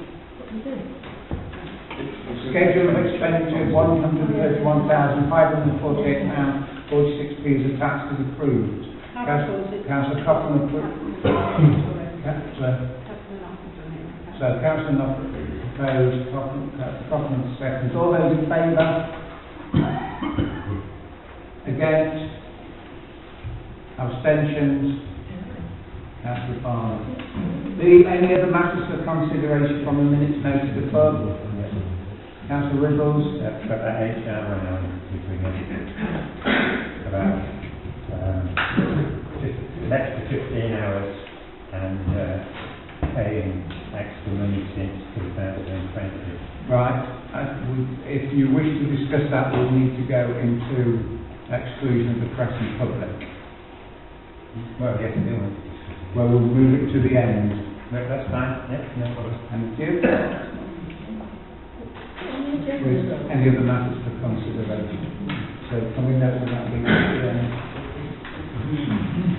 Item 7, application for registration of assets of community value. Councillor Wilde. Is it possible, can we defer this to a further meeting? Because there's more interest in the community. I'm hopeful that, I've been talking to some people, and the football club might be interested in coming on board. And I think this is of great interest to the community, and we need more, we need to know more, so we can be more involved and more helpful.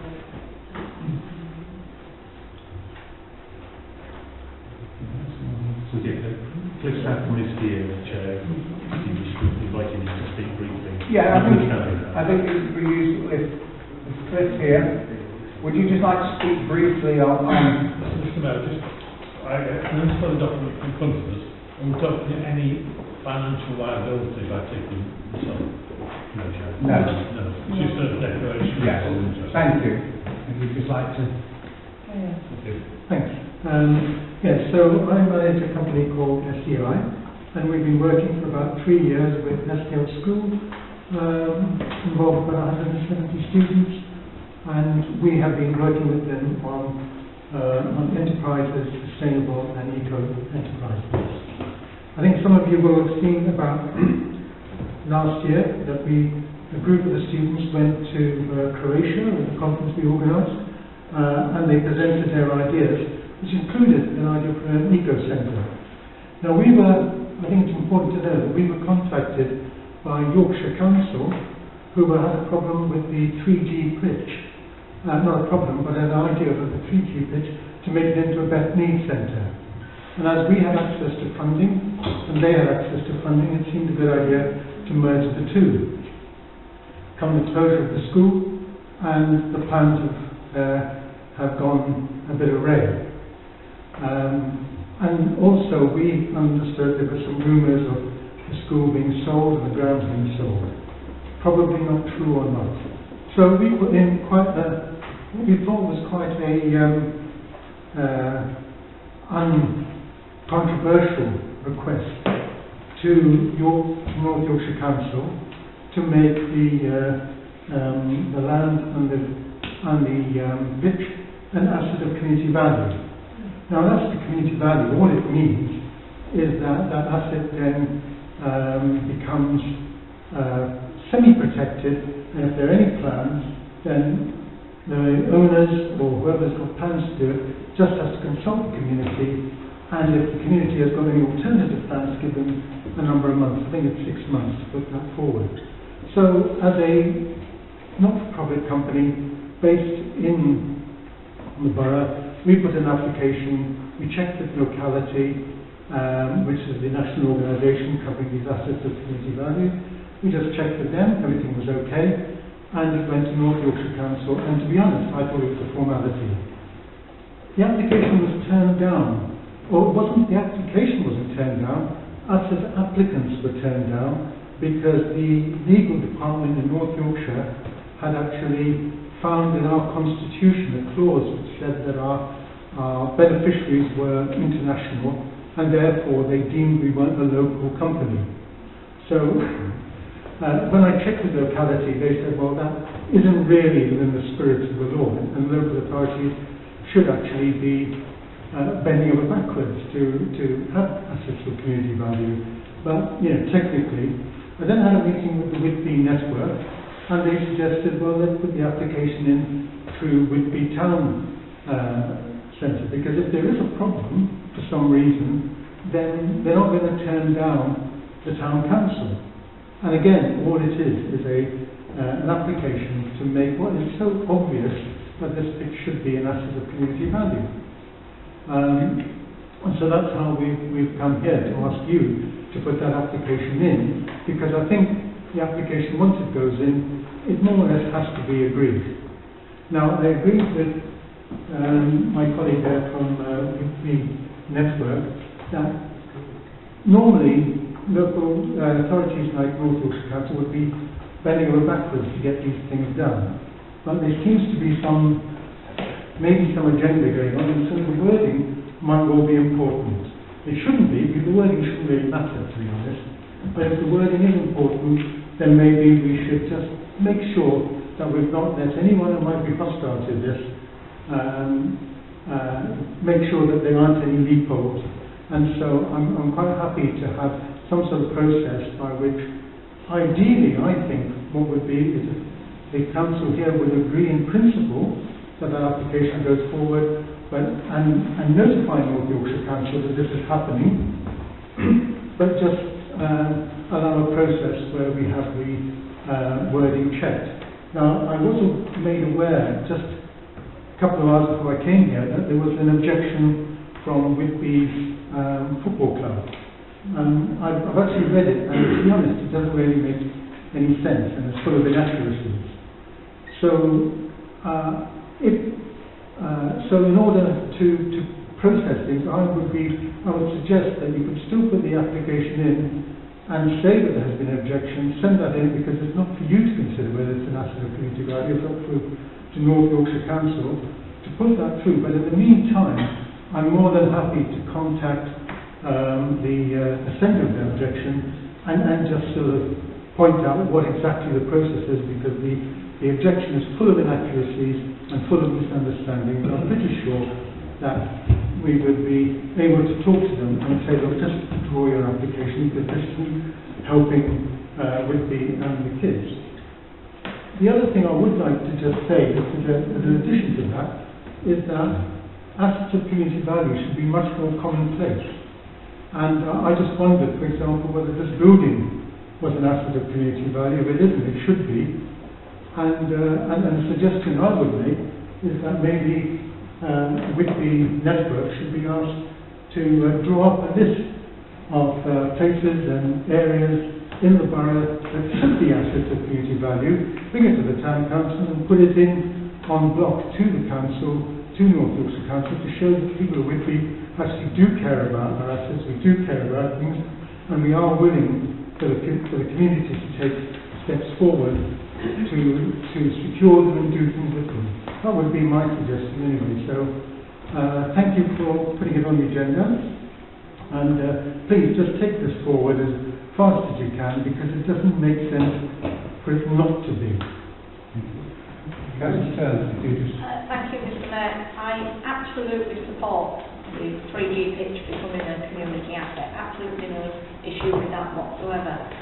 Is application time sensitive at all? Do we know? Application is sensitive. Well, it shouldn't be. I was just going to say that if it isn't time sensitive, it would possibly be beneficial to bring all interested parties together to have a discussion and then submit an application once we're fully informed on what's going forward. But I have no issue with the level of supporting it becoming a community, hoping to become a community asset. But I do think if we don't have that pressure of there's a deadline for the application to go in, it would make sense to have those meetings sooner rather than later, but it would give an informed decision. I think Councillor Wild was proposing that. So Councillor Wild was proposing that, we're not saying we don't support it, but we do defer things while we get things sorted out. So you propose that, you'll have to second that, Councillor Turner. Can we have the vote that we defer? Chair, for clarity, would that be deferred to following council meeting, or to defer to finance policy and general purposes, or to another meeting? Full council, I think. I think that's too long. Too long. I think it could even warrant a special meeting. I agree. Yeah. Let's have an extraordinary meeting. Okay, so if that's one to be proposed, Councillor Jones? Can I say, I don't think I can vote against deferring this, because the content of the objection which I received today during the middle of the afternoon was, I think, like Cliff mentioned, very unclear. Their main objection seems to be that making the 3D pitch an asset of community value would somehow harm their operations. Now that might be the case, but it makes no sense to me how that would be the case. And I just want to very gently mention that the lateness of this objection, plus the nature of the objection, it does feel like a proactive attempt to push this further down the line and delay by the football club, if I may very gently suggest that, because it doesn't quite make sense to my head. But we have been informed that there is a need to rewrite the application. So we're going to have to defer for that, so we may as well just get on with it and get everything sorted out that's been proposed and seconded. Can I just check that, because if we are going to endorse this document, some of the wording in it I wouldn't, as the town council, be happy with. The continual references to the fact that the consultation and the closure of the school wasn't done properly, I personally could not say I agree with that. So can there be some reassurance that either that document is not being coming directly from us, or that we can change the wording so that it is representative of the whole town, because at the end of the day what we're saying is we would like to endorse this area being available for all the town. I think the proposal would be around that any proposal comes back to an extraordinary council meeting and the wording and the application is approved by the council in full. All those in favour? Thank you. I abstain. So against? Abstain?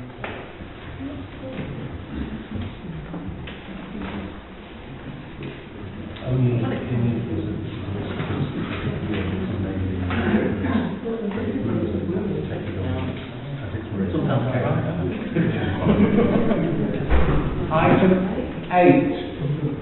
Response to external auditors' request for information to consider the attached report and draft response. Can I just remind councillors that the identity of the objector has to remain confidential. So we're just looking at the response itself and whether or not page 41. Page 41. 53. 53. 53 and 55.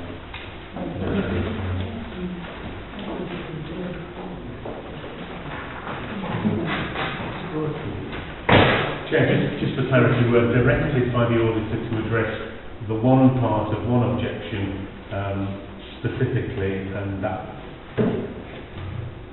was accepted for further consideration. So within the response and in respect of the accepted objection only, please address the detailed concerns raised by the objector. Those detailed concerns on page 55 were to suggest that FOIA responses could be intended for the addressee only is perverse. You will be aware that FOIA responses must be published into the public domain. Having researched the guidance and the statute, there is no substance for that assertion in law or in relevant statute. The external auditor drew to our attention the requirement that any data set that the Council holds that has been requested by an FOI request is put into the public domain. None of the requests made by the objector, and indeed none of the requests made by any third party at all, has been for a data set. And the data set is defined in the legislation as set out in the appendix. Therefore, the position must be that the Council has abided by the guidance in that it has published what it is required to publish. Any data set, it has not published any data set because no data set has been requested.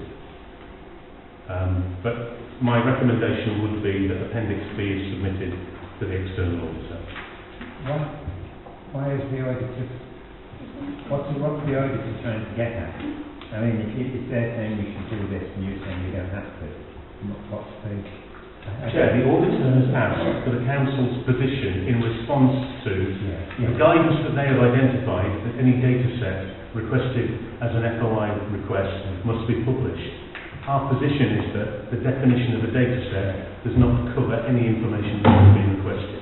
If a data set was requested, it will be published as part of our publication scheme. Our publication scheme has been judged to be compliant. That was another point in the objections, and therefore the Council does what it is required to do. What it does not do is vanity publish FOI requests. No, I understand that. I just can't see why the auditor then said what the auditor has said. I suspect because the auditor has identified that guidance, but is not expert in the application of FOI Act requirements. When you look at the detail, the definition of data set excludes anything that has been requested. So we have a proposal to submit this report as our response. Any other comments? Do we have? Yes. So this is all that's come out of that massive That has already been asked to respond to, yes. So That's all been asked to respond to. Councillor Smith? Can I ask what the FOI was about? It's not directly, but It's not about Do we have a proposal to accept the recommendation? Councillor Wilson, the seconder, Councillor Knott. All those in favour? Against? Councillor Smith. Abstentions?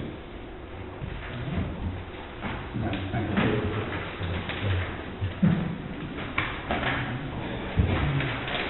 Moving on. Committee places. To confirm the appointment and vacancy of the Town Development and Improvement Committee and to consider any committee changes which have arisen.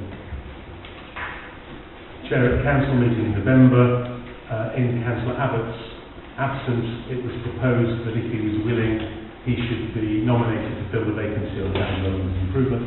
Councillor Abbott has subsequently indicated he would be willing to fill that vacancy. Therefore, that was originally proposed in November by Councillor Mrs Wilde. which she's willing to re-propose, then that can be voted on. Councillor Wiley, Yes, you re-proposed? yes, but it's councillor turn actually. I second I'll it. second it. Okay. Check on it. You have your second in that. Yes. All those in favour? Is it next to committee full? Yes. Against? Abstentions? Councillor Wilson. Do we need to consider any other committee changes which have arisen? There is a vacancy on planning, Chair. We continue to have a vacancy on planning. If anyone would like to send their names to the clerk after due consideration.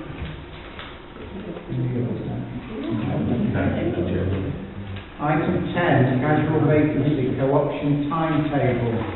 To consider the procedure and timetable for co-option to the casual vacancy in the Westcliff ward. Chair, the proposal is to re-advertise the vacancy with a closing date prior to the next full council in March, and to roll over if no applications are forthcoming, but in the interim to reopen the vacancy until the 27th of February for nomination. Do we carry on doing that? That would be an option, Chair. If nobody comes forward, then it's reasonable to keep the vacancy open. All those, do we have a proposer for that? Councillor Jones, I second the Councillor Abbott. All those in favour? Against? Abstentions? External reports. To receive reports on behalf of external bodies is present. North Yorkshire Police written reports previously circulated. Yes, Chair. And North Yorkshire Council. Councillor Swan submitted a written report. Councillor Trumper is here as well. So, gentlemen, would you like to?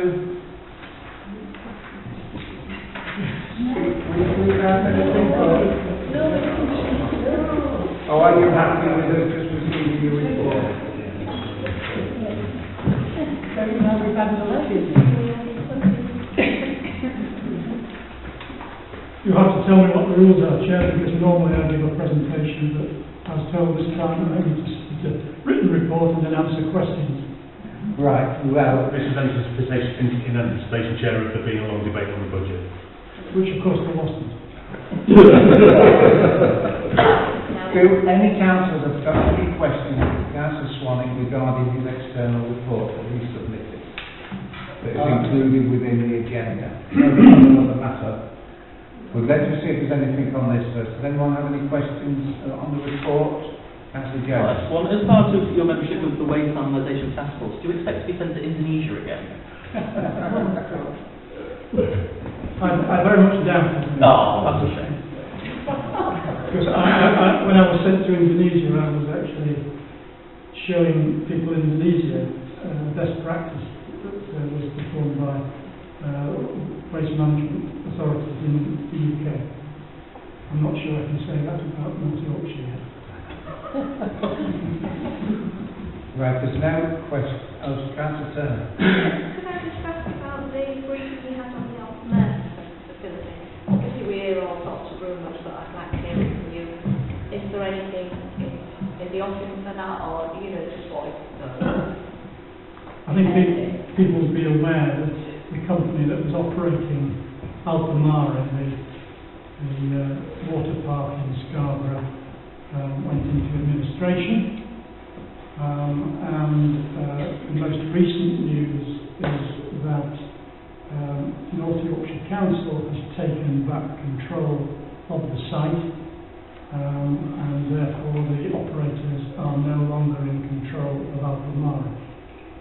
What happens next is subject to considerable discussion, but it is to be hoped that, at least in the short term, it can continue to operate, and ways are being looked at that can happen either directly or through finding a new operator in the short term. Thank you. Can I just ask, earlier on, Scarborough Council council bailed out outside £12.5 million loan. Could you be bailed out?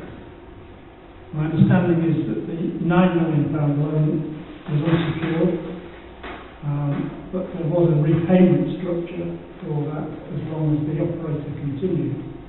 And I think some of that was paid off.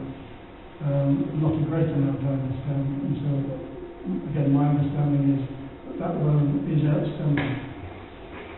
So will now that North Yorkshire have taken over the site, will we, the residents of Scarborough, get our money back that we put into it?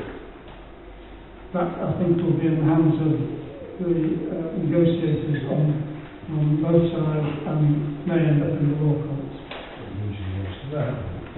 I think the principle is, Neil, that in the event that there was a serious default on repayments, then the council at the time at Scarborough, now North Yorkshire, would resume responsibility of the site and the asset thereupon. Therefore, there would be no need for repayment because the council would have its asset back. I think that was the original basis of it all. You may well be better informed than me, Councillor, not because you were a councillor and therefore presumably took part in the decision to make that £9 million loan. But I don't think Councillor not one part of it. I was. Councillor not one. Wasn't what? Very beginning when it was passed on. Not at the very beginning, coming halfway through there. Do we have any other questions? Councillor Knott? In February of last year, I met Nick Edwards and pointed out the dire straits of the ground around Pizza West and the adjacent grass going all the way up Tucker's Field. And he said that to investigate the possibility of putting barriers there to keep cars off it. Subsequently in April I spoke to Paul Thompson about it, who said he was looking at it and he would let me know in due course. We must be having a long look because he's let me know nothing about it yet. All it needs is a galvanised barrier, no more than about that height, such as is around the coach park at the leisure centre, put not into the grass but into the hard standing as a deterrent to get cars on there. At the moment, it looks as if it was a junior's battlefield, and it will take a hell of a lot of money to get that ground back to looking as it should do. Could you trace it up with Paul Thompson, please, and find out what and when he intends to do anything? I'm obviously aware of the location. I'm not familiar with the problem, but I suspect that my colleague, Councillor Trumper, whose division that is in, may well have a better answer for you than I do. You're quite right, I beg your pardon. Did you hear that, Phil? I did hear that. If you finish with me, I'll hand over back to Councillor Trumper.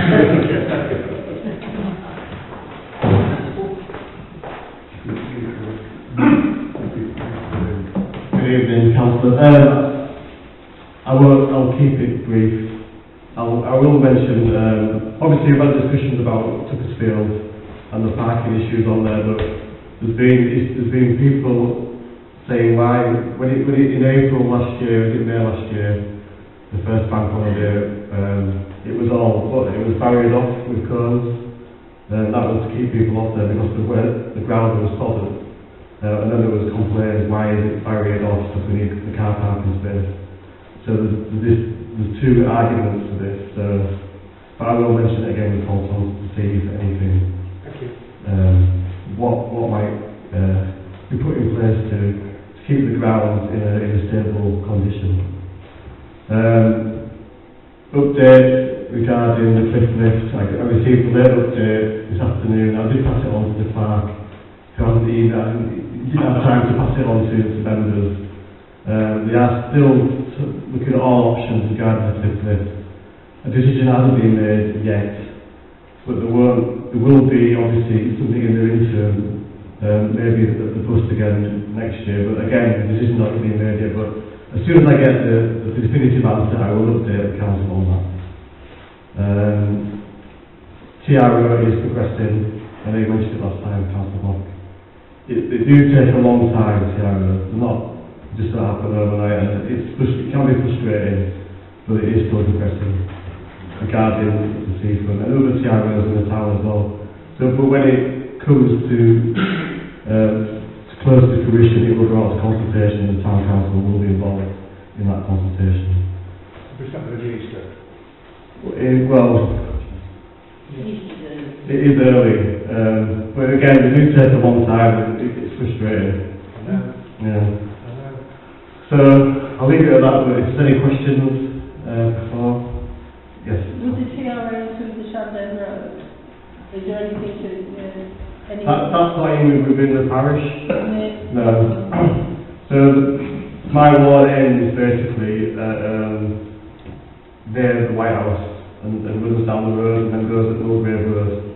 It is necessary. I mean, we walked along there last year. I just on the seawall, there were 29 caravans on the seawall. I'm getting images all the time, and I've been down there myself. It's damaging the surface as well. Yeah, I've been down there just recently, and there were cars parked all over. But yeah, it's an issue that comes up on a regular basis. Thank you. Thank you. Will you be paying for fireworks? Oh, the fireworks. Well, the Christmas Festival is not just a town council, it's a multi-organisational event. So this year we had obviously town council, North Yorkshire Council, Middlesbrough College helped out this year, other organisations. So, you know, it's with the fireworks, yeah, my local authority paid for it this year. Can I just point something out about the Christmas festival, which people maybe not realise? I mean, I work in the post office, and I'm innocent. A lot of the local stores bank at the post office now because there's no bank. And two particular companies said that over the weekend of the Christmas festival, their takings more than doubled. So it's not just, it's so beneficial to the town, the Christmas festival. It's a community event, but it's like I said, I've been running it and helping running it from the start. It's the basis for us to just increase the season so businesses could basically increase the footfall in town. Yeah, they're saying that more than double the taking. So if you get the locality bid, you know you're paying for fireworks. Oh, this is a request. Alright. Well, thank you very much. Thank you. Thank you. Can I just ask about an external report? Have we got an external report from the town deal board from anybody?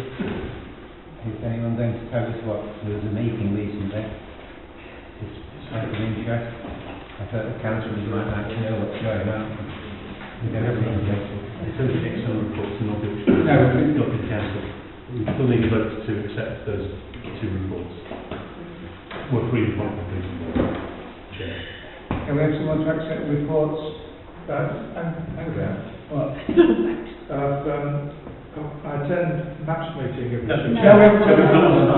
We still have external reports, item 11. I need to receive the reports from North Yorkshire Police and from the two councils. Councillor Coughlin, Councillor Turner, all those in favour? Thank you. Now, reports on 12, reports on representatives on external bodies. An opportunity for members appointed to represent the Town Council on named bodies to report on activity since the last meeting. Councillor Knock. Thank you, Mr. Mayor. Sorry about that, there's a bit of bumbling going on. That's all right. And lost the place.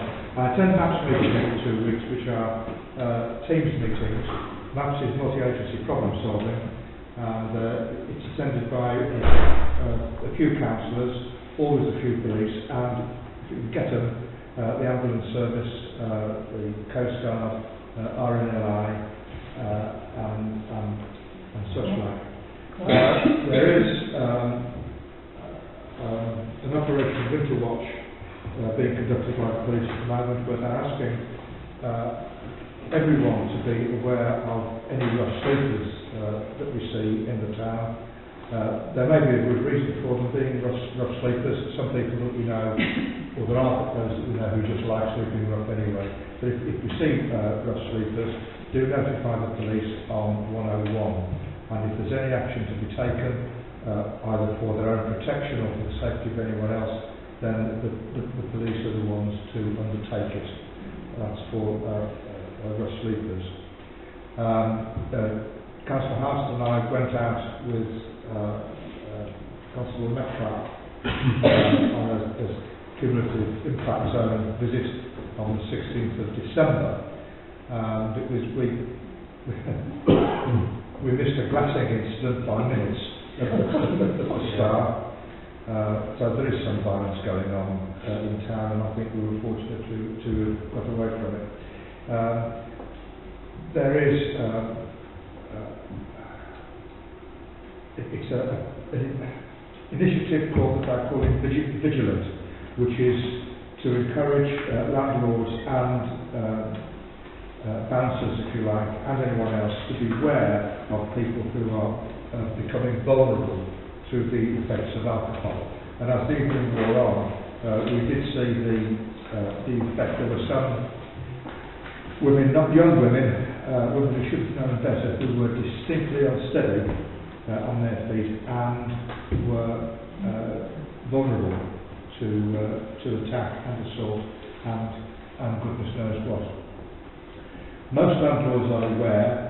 The door attendants that we spoke of were very aware and seemed to be well educated. But I just pass it on. If you see anything that you think is going on that is unaware, then don't miss about, do a triple nine. Thank you. These meetings happen once a fortnight. There's another one this Thursday. Councillors are more than welcome to attend. Thank you, Mr. Mayor. Councillor Wild. I attended an extraordinary meeting of the harbour users group. We haven't had the minutes yet because they are a bit short after an hour. But the meeting was about a planned increase of 6% across the board for all fees for the harbour users. Exception increases to fees charged for visiting vessels and some ancillary services.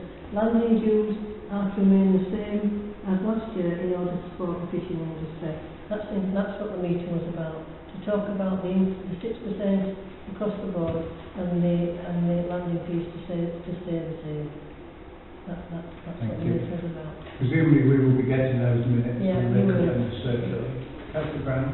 Hello, I was just wondering, I went on a Zoom meeting last year about North Yorkshire Destination Management Plan. I think Peter Kraft also went to one, and I think Linda did.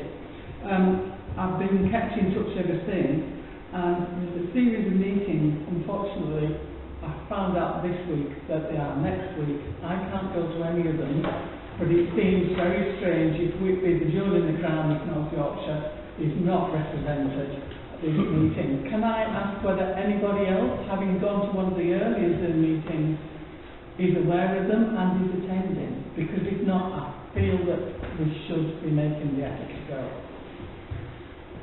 Well, if not, could you send those dates to the clerk and then we can get them circulated out to all councillors which doesn't help. so you can attend? Yeah. Thank you. Do we have any other reports from Councillor Coughlin?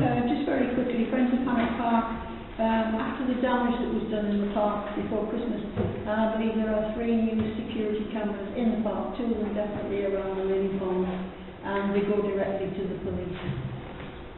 Thank you.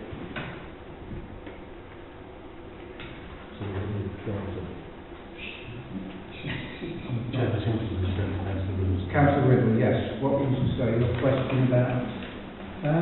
Well, I'd like to know what's going on with the town deal because it seems to have gone off the horizon as far as I mean, I know there was a lot of meetings last week or week before. I just wondered if we've got 2 members. I'm on the community representative, Councillor Riddles. I'm not on behalf of Wick Town Council. That's the only reason I'm not giving you a report. We also, when I stopped being the mayor, the deal was at the beginning, and when I stopped being the mayor, I will become a community representative. So we get to I thought you were elected and we don't originally, yes? But the understanding at the beginning was I might have only been the mayor for a year, and we were working on projects, so the understanding was, when I stop being there, I will just carry on as a community representative. But what is it you want to know? Well, I just thought the council would be interested to know what is happening with the town billboard. I would have thought, you know, if Council Politen or something should come and talk to us and let us know what's going on. I mean, it's quite a big... In a nutshell, the projects are just moving forward and basically on the timescale that was produced. So effectively the business plans for each of the projects are just being Moving implemented. forward, yeah. They're looking more at the housing project and it's hopefully going to pull in someone else to work with. That's the carbon neutral village, where the light from Heating from Europe is going to shine on the carbon neutral village, juxtaposition with the older heritage of Whitby. And it's never come to pass. It's not a carbon neutral village. It was going to be social housing. Then the builder couldn't do it. So we've got 2.6 million or 2.4 out there now. Waiting to see if someone's going to take the project up. That's one thing. The town hall is going ahead. The maritime hub is still finalisation and consultation. Public realm, the consultation closed, was it Christmas Eve or 22nd? 22nd. So we're waiting to hear what's happening with that.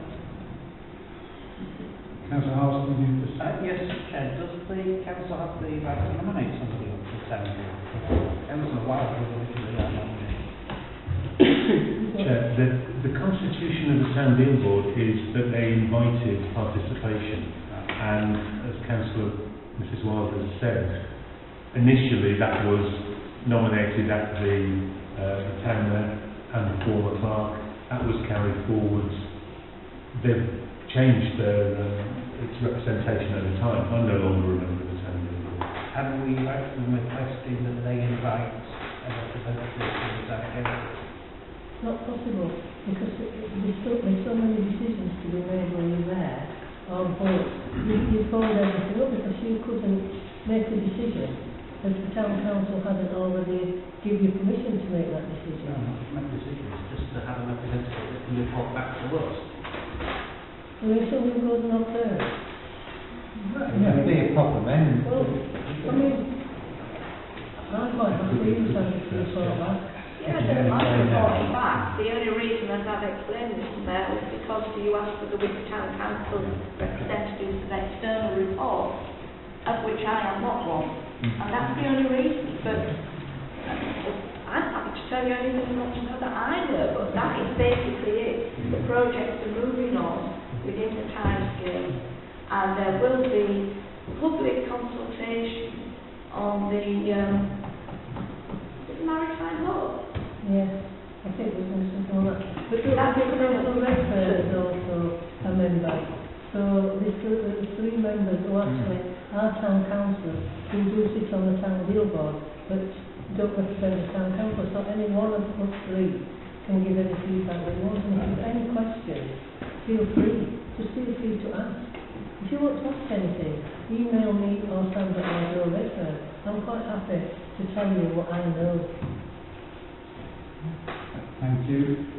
Chair, if I may, I've circulated to members today an invitation to a Zoom meeting next Thursday, which is a briefing meeting on the Maritime Hub, and that's been instigated by the Generation Manager at North Yorkshire Council. So all members are invited to attend that, which will be a briefing on the project update. Right, thank you. Do we need to receive those reports? Please. Proposal to receive those reports. Councillor Cobden, Councillor Jones, all those in favour? Thank you. Item 13, Mayor's report. The civic engagement since the 7th of November listed below. In view of the time, if you've got any questions, then please ask me. We're now at the end of the meeting. We're going on in block. But there is just an additional one. I did attend the park room at 8:45 on Christmas Day. Yes, that was very impressive myself. I was invited to either to run or walk around the course. I just stood and waited for everyone to run off and come back again. Shall we receive them en bloc? Thank you. Councillor Smith, Councillor Abbott, all those in favour? Clerk's report. Thank you, Chair. It's a summary of the issues that have been in the update briefings on a weekly basis. Happy to take any questions on those items, Chair. Any questions? No. Can we receive the report then, please? Councillor Knott, Councillor Turner, all those in favour? Against? Abstentions? Shall we now move to part 2? We've got flooding awareness.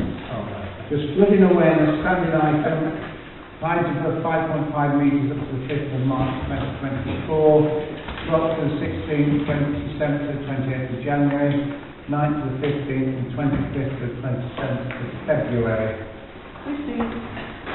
Thank you. Now we've got part 2. And Chair, we will need to allow Matthew to Yes. the quick vote as well when we get there. Chair, I move that we move to part 2. Yes, so 6, we've got exclusion of press and public in respect of item 6B.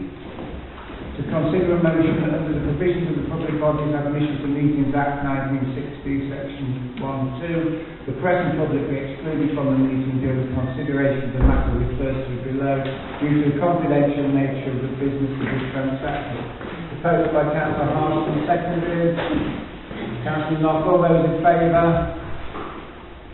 Thank you. We'll wait and then go to confidential.